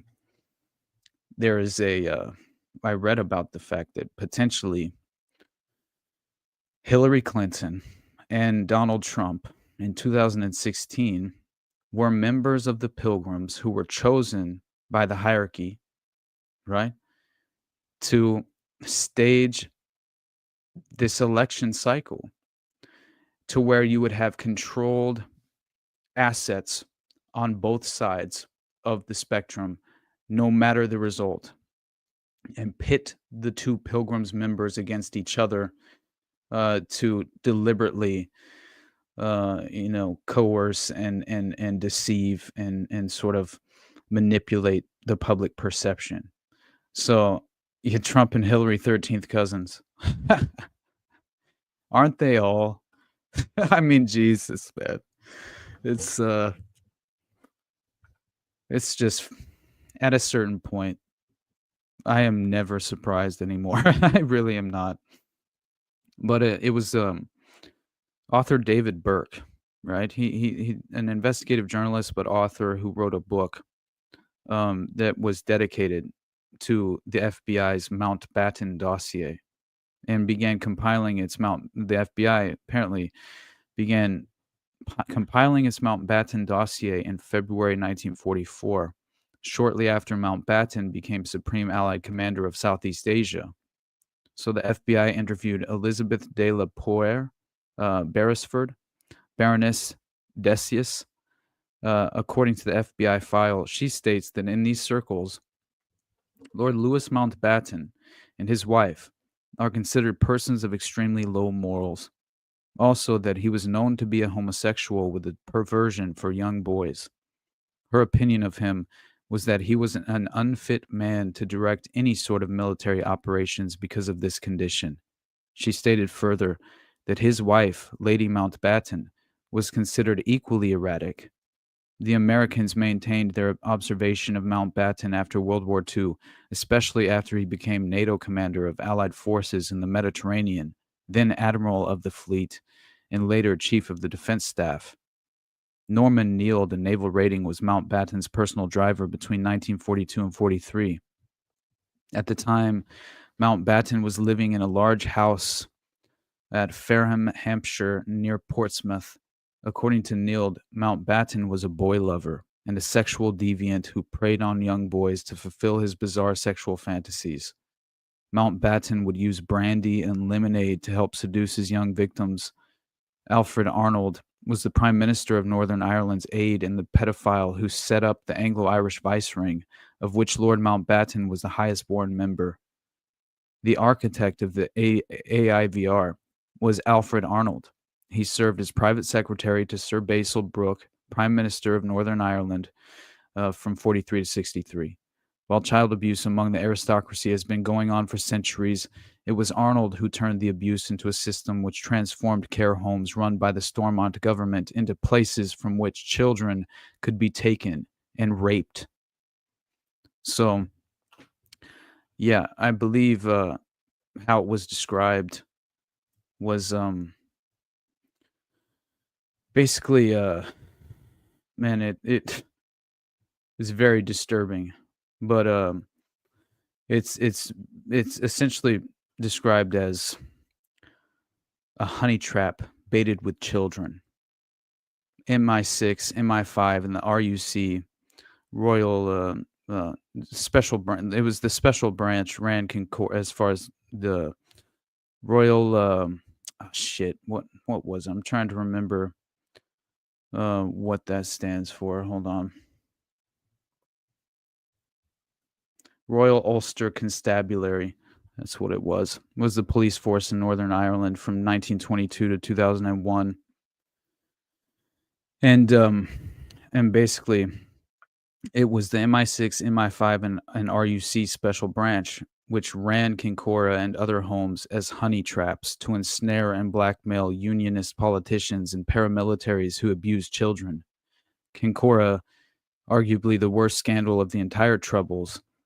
Children were abused for decades at a variety of care homes and Portora Royal College. The abuse was organized by Stormont civil servants and politicians such as Joss Cardwell, MP, as well as by figures at the level of local authority and by court officials such as Ken Lamore. So, yeah, it gets very interesting because there were armed smugglers involved, right? You have Joe Maines, the warden of Kincora, who was close to loyalist terrorists such as John McKeague, William McGrath. It's very much like Gladio, just in Ireland. It shares all the signatures of Detroit in regard to the paramilitary organizations and groups that were. The Ulster Defense Association is the paramilitary terrorist group that's affiliated with this network. And so it was Joe Maines, the warden of Kincora, and close to loyalist terrorists such as John McKeague and William McGrath, who was placed in the home as house father in June of 1971 by Sir Maurice Oldfield of MI6. McGrath was close to loyalist politician and future First Minister of Northern Ireland Ian Paisley, the UVF, Ulster Volunteer Force, and Ulster Loyalist Militant Group, and UDA, Ulster Defense Association, considered to be a paramilitary terrorist group. He was also an arms smuggler, a commander of Tara, yet another paramilitary group.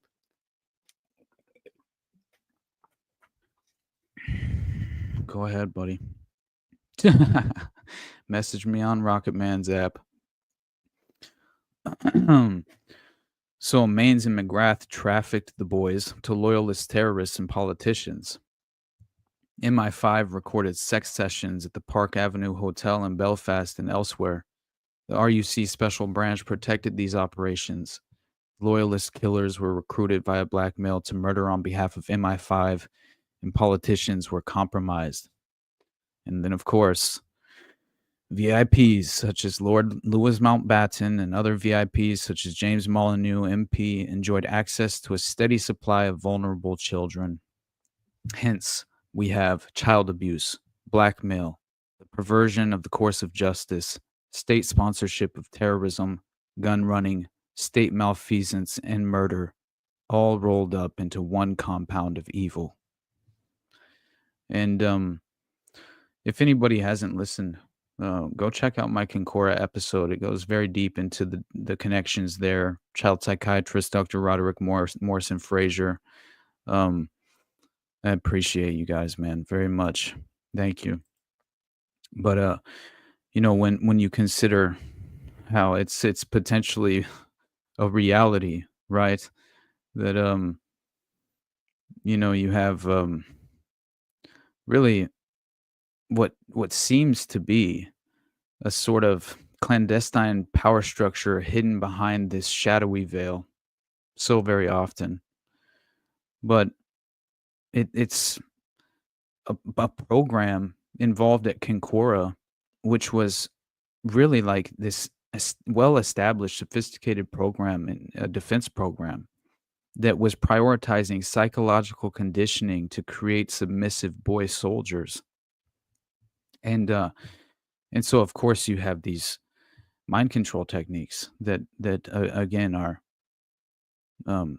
resurfacing, and it's just something that satanic ritual abuse. Like, why are all of these things so consistently, revealing themselves in the context of these cases? It's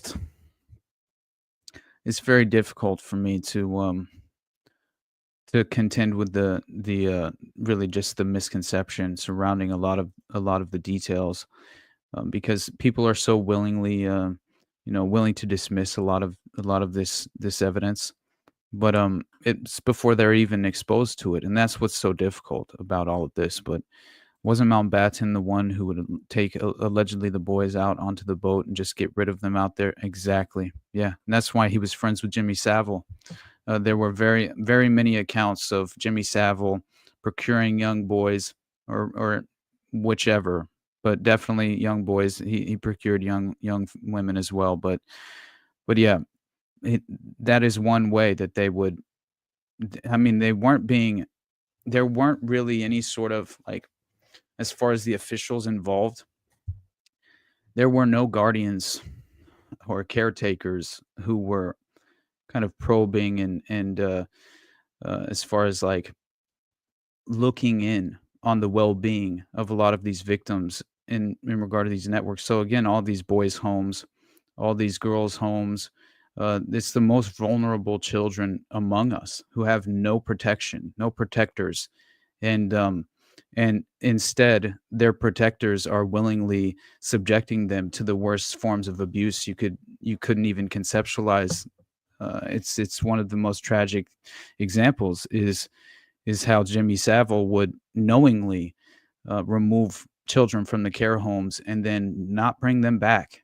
And this happened on more than one occasion. And so it makes a lot of sense that, yes, knowing how close he was with Lord Mountbatten, they would just take him out on Mountbatten's yacht and never to be seen again. And I believe that's Mountbatten had a very similar death to Robert Maxwell, right? Out on his yacht, conveniently. Like I believe he potentially was blackmailing. It's very similar again to what happened with the dynamics there involved with the death of Robert Maxwell. But Laney, what is up? I've been trying to master mind control to make people more racist. It's actually harder now. I believe you. That's hilarious. By the yacht, live by the yacht, die by the yacht. Stupid, man.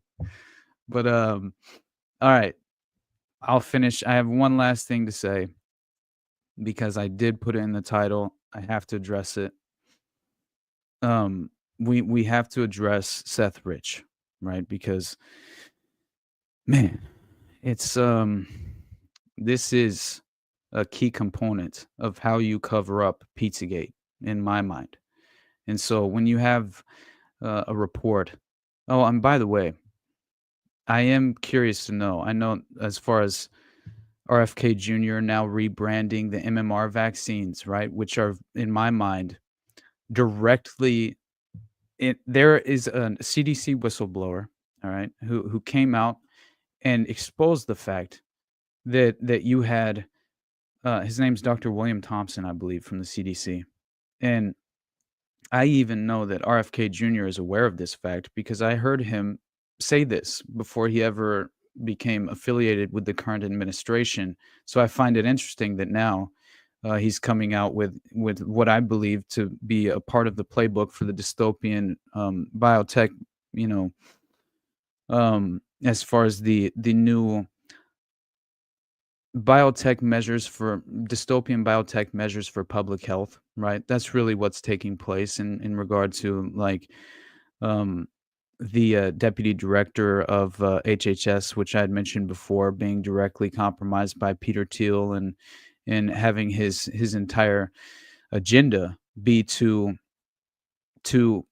restructure the public health system into kind of circumventing what was already a compromised system in regard to these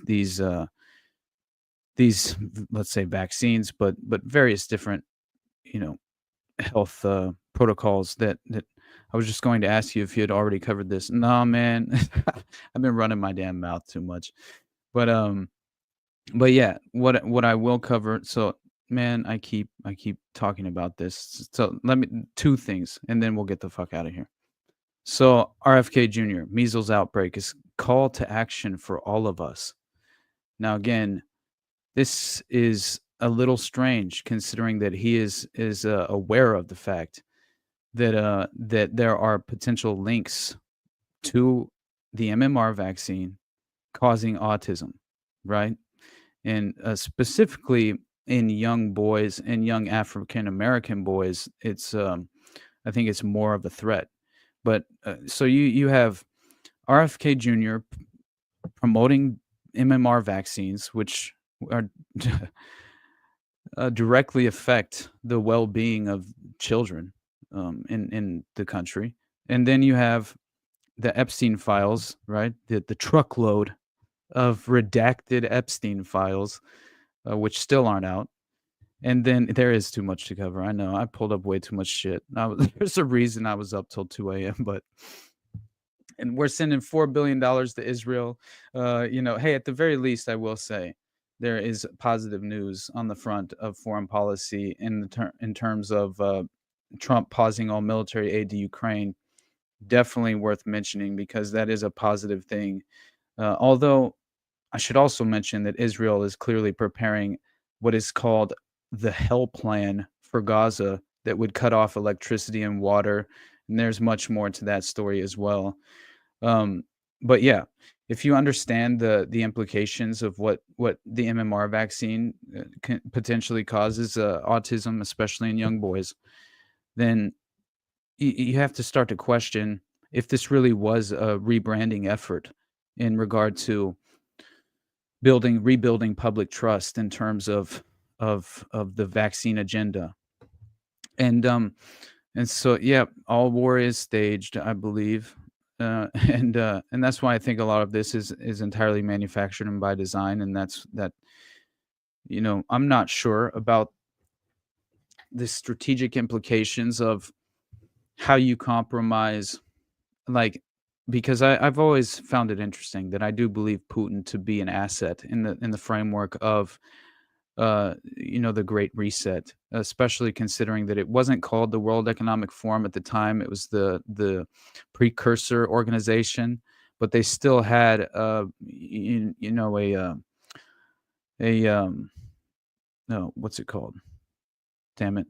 Curriculum. They still had a curriculum in place, right? Where essentially it wasn't the Future Global Leaders program. It was called something different. But yeah, it was still a curriculum very well established and in place that Putin is connected to, having been a part of, and also even graduating from this program. And so it very much implicates him as being an asset within this framework. And that's something that I've been under the that's kind of been my perspective surrounding Putin for quite some time, that he's been a very viable asset that is kind of leveraged against the public and against the world stage geopolitically whenever the chance arises. Now, who knows? This could be far more conspiratorial. It's just, I don't believe that those connections are coincidental in nature. I think that they're, if anything, they're probably far more sinister as far as the connections are concerned. But yeah, if you have RFK Jr., who's aware of the fact that you have these direct causal links potentially to the MMR vaccine causing autism. Here, let me show you this before I read his call to action, as far as RFK Jr.'s call to action surrounding the MMR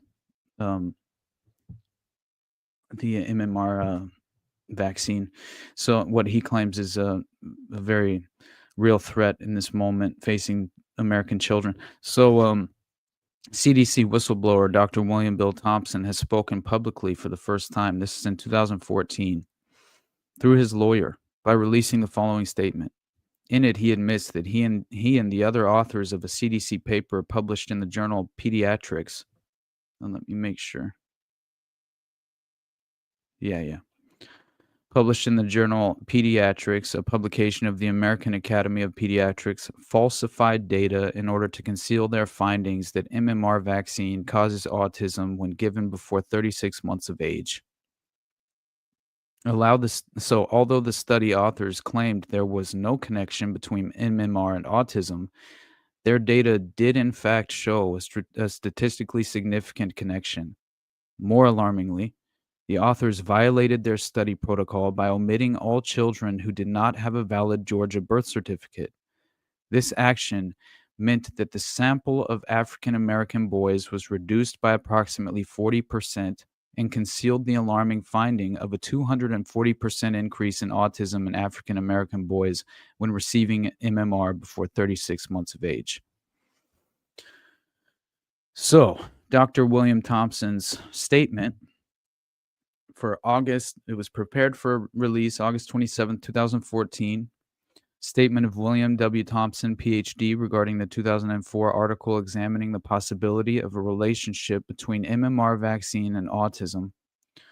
My name is William Thompson. I'm a senior scientist with the Centers for Disease Control and Prevention, where I have worked since 1998. I regret that my co-authors and I omitted statistically significant information in our 2004 article published in the journal Pediatrics. The omitted data suggested that African American males who received the MMR vaccine before age 36 months were at increased risk for autism. Decisions were made regarding which findings to report after the data were collected, and I believe that the final study protocol was not followed. I want to be absolutely clear that I believe vaccines have saved and continue to save countless lives, and I would never suggest that any parent avoid vaccinating children of any race. Vaccines prevent serious diseases, and the risks associated with their administration are vastly outweighed by their individual and societal benefits. My concern has been the decision to omit relevant findings in a particular study for a particular subgroup for a particular vaccine. There have always been recognized risks for vaccination, and I believe it is the responsibility of the CDC to properly convey the risks associated with receipt of those vaccines. I have had many discussions with Dr. Brian Hooker over the last 10 months regarding studies the CDC has carried out regarding vaccines and neurodevelopmental outcomes, including autism spectrum disorders. I share his belief that CDC decision-making and analyses should be transparent. I was not, however, aware that he was recording any of our conversations, nor was I given any choice regarding whether my name would be made public or my voice would be put on the internet. I am grateful for the many supportive emails, blah, blah, blah. All right. And basically, he just, he pretty much says reasonable scientists can and do differ in their interpretation of information.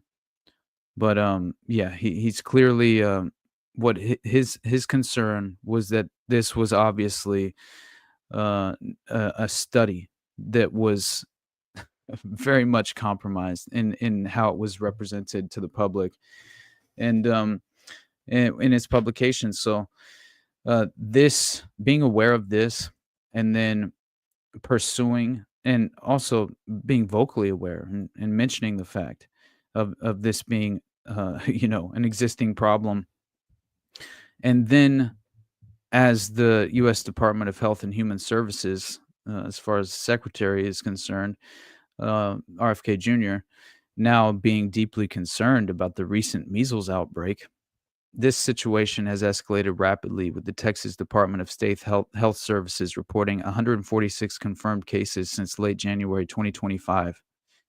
And he goes on to legitimately shill for the MMR vaccine for children. Then I will give him the benefit by saying that he had admitted and at least made the claim that it should be up to the parent. It should be up to their obviously consent and parental choice in regard to the facilitation of the MMR vaccine to the children, which thankfully you have that aspect of this a story. But still, the way he says, by working together, parents, healthcare providers, community leaders, and government officials, we can prevent future outbreaks and protect the health of our nation. Under my leadership, HHS is and will always be committed to radical transparency to regain the public's trust in its health agencies. And I think that that's something, that is, again, it's his priority and potentially why he was even brought in right, as far as to be exploited for this purpose. But yeah, he claims that vaccines not only protect individual children from measles, but also contribute to community immunity, protecting those who are unable to be vaccinated due to medical reasons. So he's just often running with COVID-styled propaganda, and in all honesty, it's clearly a little bit better than that, a little bit of an improvement, but not that much better. Now, it is important to mention that, at least with the story surrounding, of course, Zelensky and Trump's little interaction in the Oval Office with Vance and Rubio and all the press, as he pauses military aid to Ukraine, it's very interesting to see the aftermath of that seemingly coming in the form of Keir Starmer and claiming to put boots on the ground and planes in the air in regard to defending a peace deal in Ukraine and protecting Ukraine from Putin. And then you have what I find to be the most important reason that Zelensky was ever tasked with this, political actor role, which was to declare and double down, which he recently has. He's doubled down as far as his attempt at securing NATO membership for the country. And anyway, he insists that once he trades his presidency for NATO entry, his mission will be complete. So he says, I have said that I am exchanging for NATO membership. Then it means I have fulfilled my mission. NATO means I have fulfilled my mission.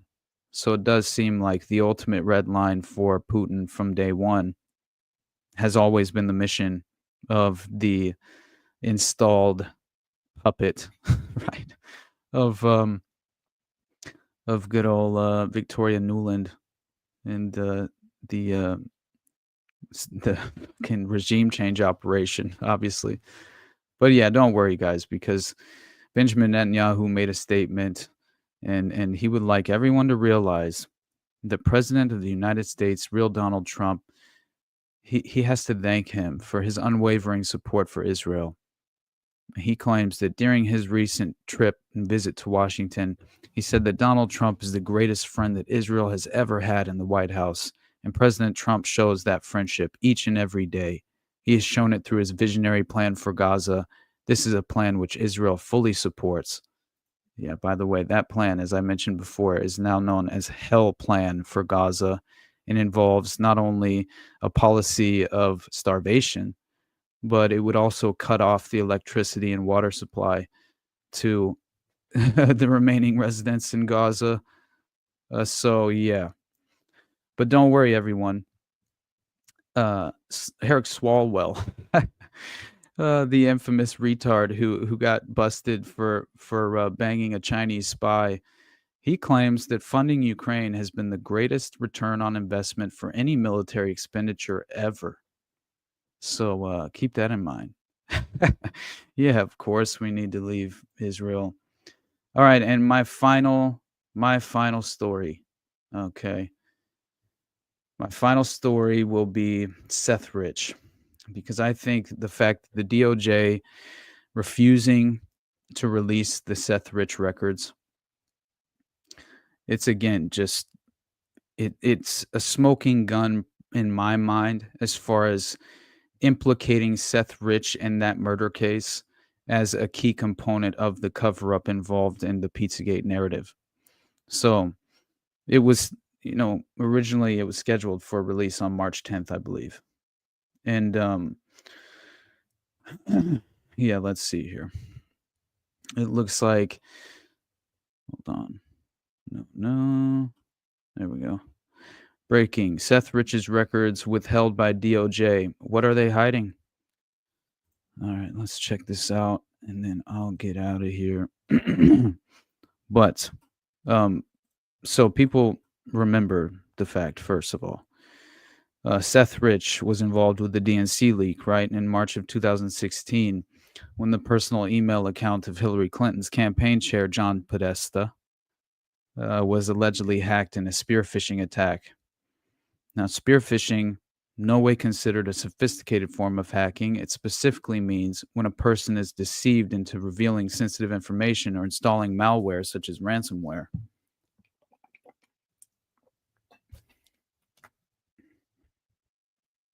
I will need to look into this, buddy. Melco1 says, is Seth Rich related to Ben Rich, the ex-Lockheed CEO? I don't know. That's interesting. I remember stumbling upon his family, but only his immediate family at the time. And I do recall his brother, I think, being involved in something strange, but I can't recall now exactly what it was. But anyway, so yeah, these emails were subsequently published by WikiLeaks. However, there has been much controversy over the idea that this was actually an internal leak caused by a disgruntled DNC staffer by the name of Seth Rich, and that there was never actually a hack at all. So while these false narratives are being manufactured as part of a multifaceted agenda that became the Russiagate hoax, an NSA whistleblower by the name of Bill Binney emerged as a prominent dissenting voice. Bill Binney had decided to quit the NSA, become a whistleblower a few weeks after the September 11th attacks, when he discovered the National Security Agency had begun using software that he had created in order to illegally collect massive swaths of data on the American people with no court order. In 2016, Binney co-authored a memo published by a group of former intelligence officials called Veteran Intelligence Professionals for Sanity. And he makes the case that the DNC emails were not hacked by Russia at all, but stolen by an insider. The memo argued that the emails were likely downloaded directly from a DNC computer onto a thumb drive or some other external device. Forensic studies of Russian hacking into Democratic National Committee computers revealed that on July 5th, 2016, data was leaked, not hacked, by a person with physical access to DNC computer, the memo states. The memo's conclusions were based on analysis of metadata provided by the online persona Guccifer 2.0, who took credit for the alleged hack. Key among the findings of the independent forensic investigations is the conclusion that the DNC data was copied onto a storage device at a speed that far exceeds an internet capability for a remote hack. The story goes that Seth Rich, DNC staffer who supported Bernie Sanders in the 2016 primary elections and witnessed the Democratic National Committee rig the party's primary election system in favor of then-candidate Hillary Clinton. The Washington Times claimed another aspect that needs to be uncovered is the FBI's denial that its cyber experts who share space with the D.C. Metro Police Department at Cleveland Avenue in the district assisted in accessing data on Mr. Rich's laptop. Data on the laptop revealed that Mr. Rich downloaded thousands of DNC emails and was in touch with WikiLeaks. Go look at rates of autism in the past 40 years. When I started working in a hospital setting in the early 90s, then about 1 in 10,000 births. Now, roughly 1 in 67. Holy shit. Yeah, man. By design. That's terrifying. They're poisoning us, man. It's a policy. So yeah, it looks as if the Washington Times claims that another suspect that needs to be uncovered is this FBI's denial that the cyber experts who share space with DC Metro Police Department at Cleveland Avenue in the district assisted in accessing data on Mr. Rich's laptop. Data on the laptop revealed that he had downloaded thousands of DNC emails and was in touch with WikiLeaks. The file with evidence of what was on Mr. Rich's laptop sits with the FBI in a co-shared space with the DC Police Department. According to Ed Butowski, an acquaintance of the family, in his discussions with Joel and Mary Rich, they confirmed that their son transmitted the DNC emails to WikiLeaks. The alleged leaker Seth Rich was shot twice in the back in the early morning hours of July 10, 2016, 12 days before the publication of the DNC emails by WikiLeaks. The police initially ruled that it was a botched robbery, but even his father, Joel Rich, made the statement, if it was a robbery, it failed because he still has his watch, he still has his money, he still has his credit cards, still had his phone, so it was a wasted effort, except we lost a life. The Washington Times further claimed that the same day Seth Rich was murdered, an FBI agent's car was allegedly burglarized in the same vicinity. Included in the FBI equipment claimed to be stolen happened to be a .40 caliber Glock 22 DC Metro Police issue. I mean, wow. So it happened to be essentially the murder weapon. So DC Metro Police issued a press release declaring that the theft of the FBI agent's car occurred between 5 and 7 a.m. 2 weeks later. No, 5 and 7 a.m. 2 weeks later, the FBI changed the time of the theft to between 12 a.m. and 2 a.m. Was the FBI gun used to murder Seth Rich? Neither the FBI nor the Metro Police will discuss. In an interview with Fox 5 DC, Rod Wheeler, a former DC police homicide detective, confirmed there is tangible evidence Seth Rich was dealing with WikiLeaks before he was murdered. Julian Assange, the founder of WikiLeaks, fueled the speculation in an interview published on August 9, 2016, when he touched on the topic of risks faced by WikiLeaks sources. Unbidden, Assange brought up the case of Seth Rich. When asked directly whether Rich was a source, Assange said, "We don't comment on who our sources are." An additional leaked phone conversation featured award-winning journalist Seymour Hersh confirming that Rich had in fact made contact with WikiLeaks before he was killed, which is really fun to actually it was a good listen. Seymour Hersh he's not having it. He's very sick and tired of this recycled playbook. But in an interview in the UK's Daily Mail newspaper, former British ambassador and WikiLeaks envoy Craig Murray stated that he personally flew to the United States and was handed both the DNC emails and the Podesta emails. Murray told the Daily Mail that the emails came from a DNC insider with legal access to the emails who had knowledge of the corruption within the Clinton Foundation and leaked the emails because he was frustrated with the DNC rigging the Democratic primaries against Bernie Sanders. Neither of the leaks came from the Russians, Murray said. The source had legal access to the information. The documents came from inside leaks, not hacks. John Podesta allegedly threatened to make an example of Seth Rich in a disturbing email published by WikiLeaks, suggesting punishment beyond internal discipline. Beyond internal discipline. In the emails, the chief strategist for Hillary Clinton's 2016 presidential campaign, Joel Benenson, even says, "I think we have to make examples now of people who have violated the trust of HRC and the rest of the team."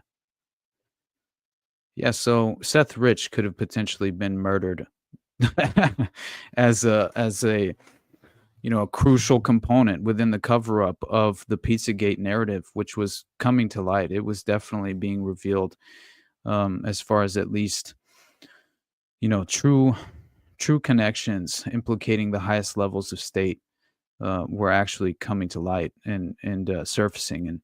And that was directly involving the Podesta brothers, which I think is should be listed in the Epstein files, but we still can't. I forget what John Podesta's nickname was. Like, it's fucked up, but it's pretty much within the context of a filmed abuse session where he's you can overhear him verbally abusing his victim as well. But anyway, so I better get out of here, man. It's been 2.5 hours. I have Already Dead tonight. I have to send out an email finally to Mark so we can get on, get that Gladio subject as far as get that outline kind of sent over for our tinfoil hat appearance for tomorrow. So that'll be a good time. But yeah, definitely, guys, check out Already Dead tonight. Don't miss tonight's episode. I'm sure it'll be a good time. We still have a lot of other shit to talk about. I'll tell you that much. I barely got to most of what I had planned to discuss, but at least the key subjects, the core subjects I was hoping to at least briefly introduce, I did my best. So anyway, appreciate you all, man. Appreciate you, Bubble McCoy. Hey, say what now? Thank you, my brother. And thank you, Fire Pixie.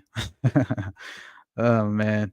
All right. Nothing but love for you guys. I'll catch you guys tonight on Already Dead. And yeah, like I said, definitely tune in for whenever Tinfoil Hat drops. Go support the Patreon as well. I sent out an email to all my Buzzsprout patrons to kind of let them know and provide them with the link as well to the Patreon. I'm still attempting to have everyone kind of migrate over there and phase out the Buzzsprout because it's officially kind of phased out at this point. So from here on out, best place to support me is at Patreon for the Underclass Podcast. And there at least you can you'll be able to at least you'll still be able to access. I'm trying to provide incentives, right? So there's now an incentive in place where despite the tier, even I believe at the $3 tier, you can access the paywalled content of whatever this is, the new paywalled show with Sam Tripoli and Brad Binkley, which has been such a blessing and a great time. I've really enjoyed it every time we've done it so far. We've done 3 episodes, so I'm sure we'll be doing another one of those at some point soon. And and yeah, beyond that, guys, I appreciate you as always. Any support, I cannot explain to you how much how grateful I am. So but yeah, thank you for hanging out. I'm very much it's safe to say I'm not holding out a whole lot of optimism in regard to these Epstein files, the truckload. And I do think it's something to be very aware of in regard to this rebranding of the vaccine agenda, unfortunately. And then, yeah, with Seth Rich and his records, I think it would prove that, he had discovered something that it could not see the light of day. And so due to that fact, he had attempted to, really safeguard the information and himself as well before his death. And I think that he inevitably just endured the unfortunate consequences of his actions, which is this is what takes place when you question, this powerful syndicate that stands tall behind the political actors in DC. And that syndicate deals in sexual blackmail. And so, yeah, a network established as the Epstein network, it can't see the light of day. You'll never be able to rebuild public trust again. I mean, this is the hill to die on for the political elite, and they can't let this come out. So they're going to put the compromised assets, the compromised individuals of the Epstein network in charge of disclosure for the Epstein files. Like, the fuck out of here, So anyway, I appreciate you all, man. Thank you so much, the Unmitigated Mind. Nothing but love, my brother. And yeah, you guys go support me if you can. And if not, I'll catch you tonight, man. Hope you have a great day. And appreciate you as always.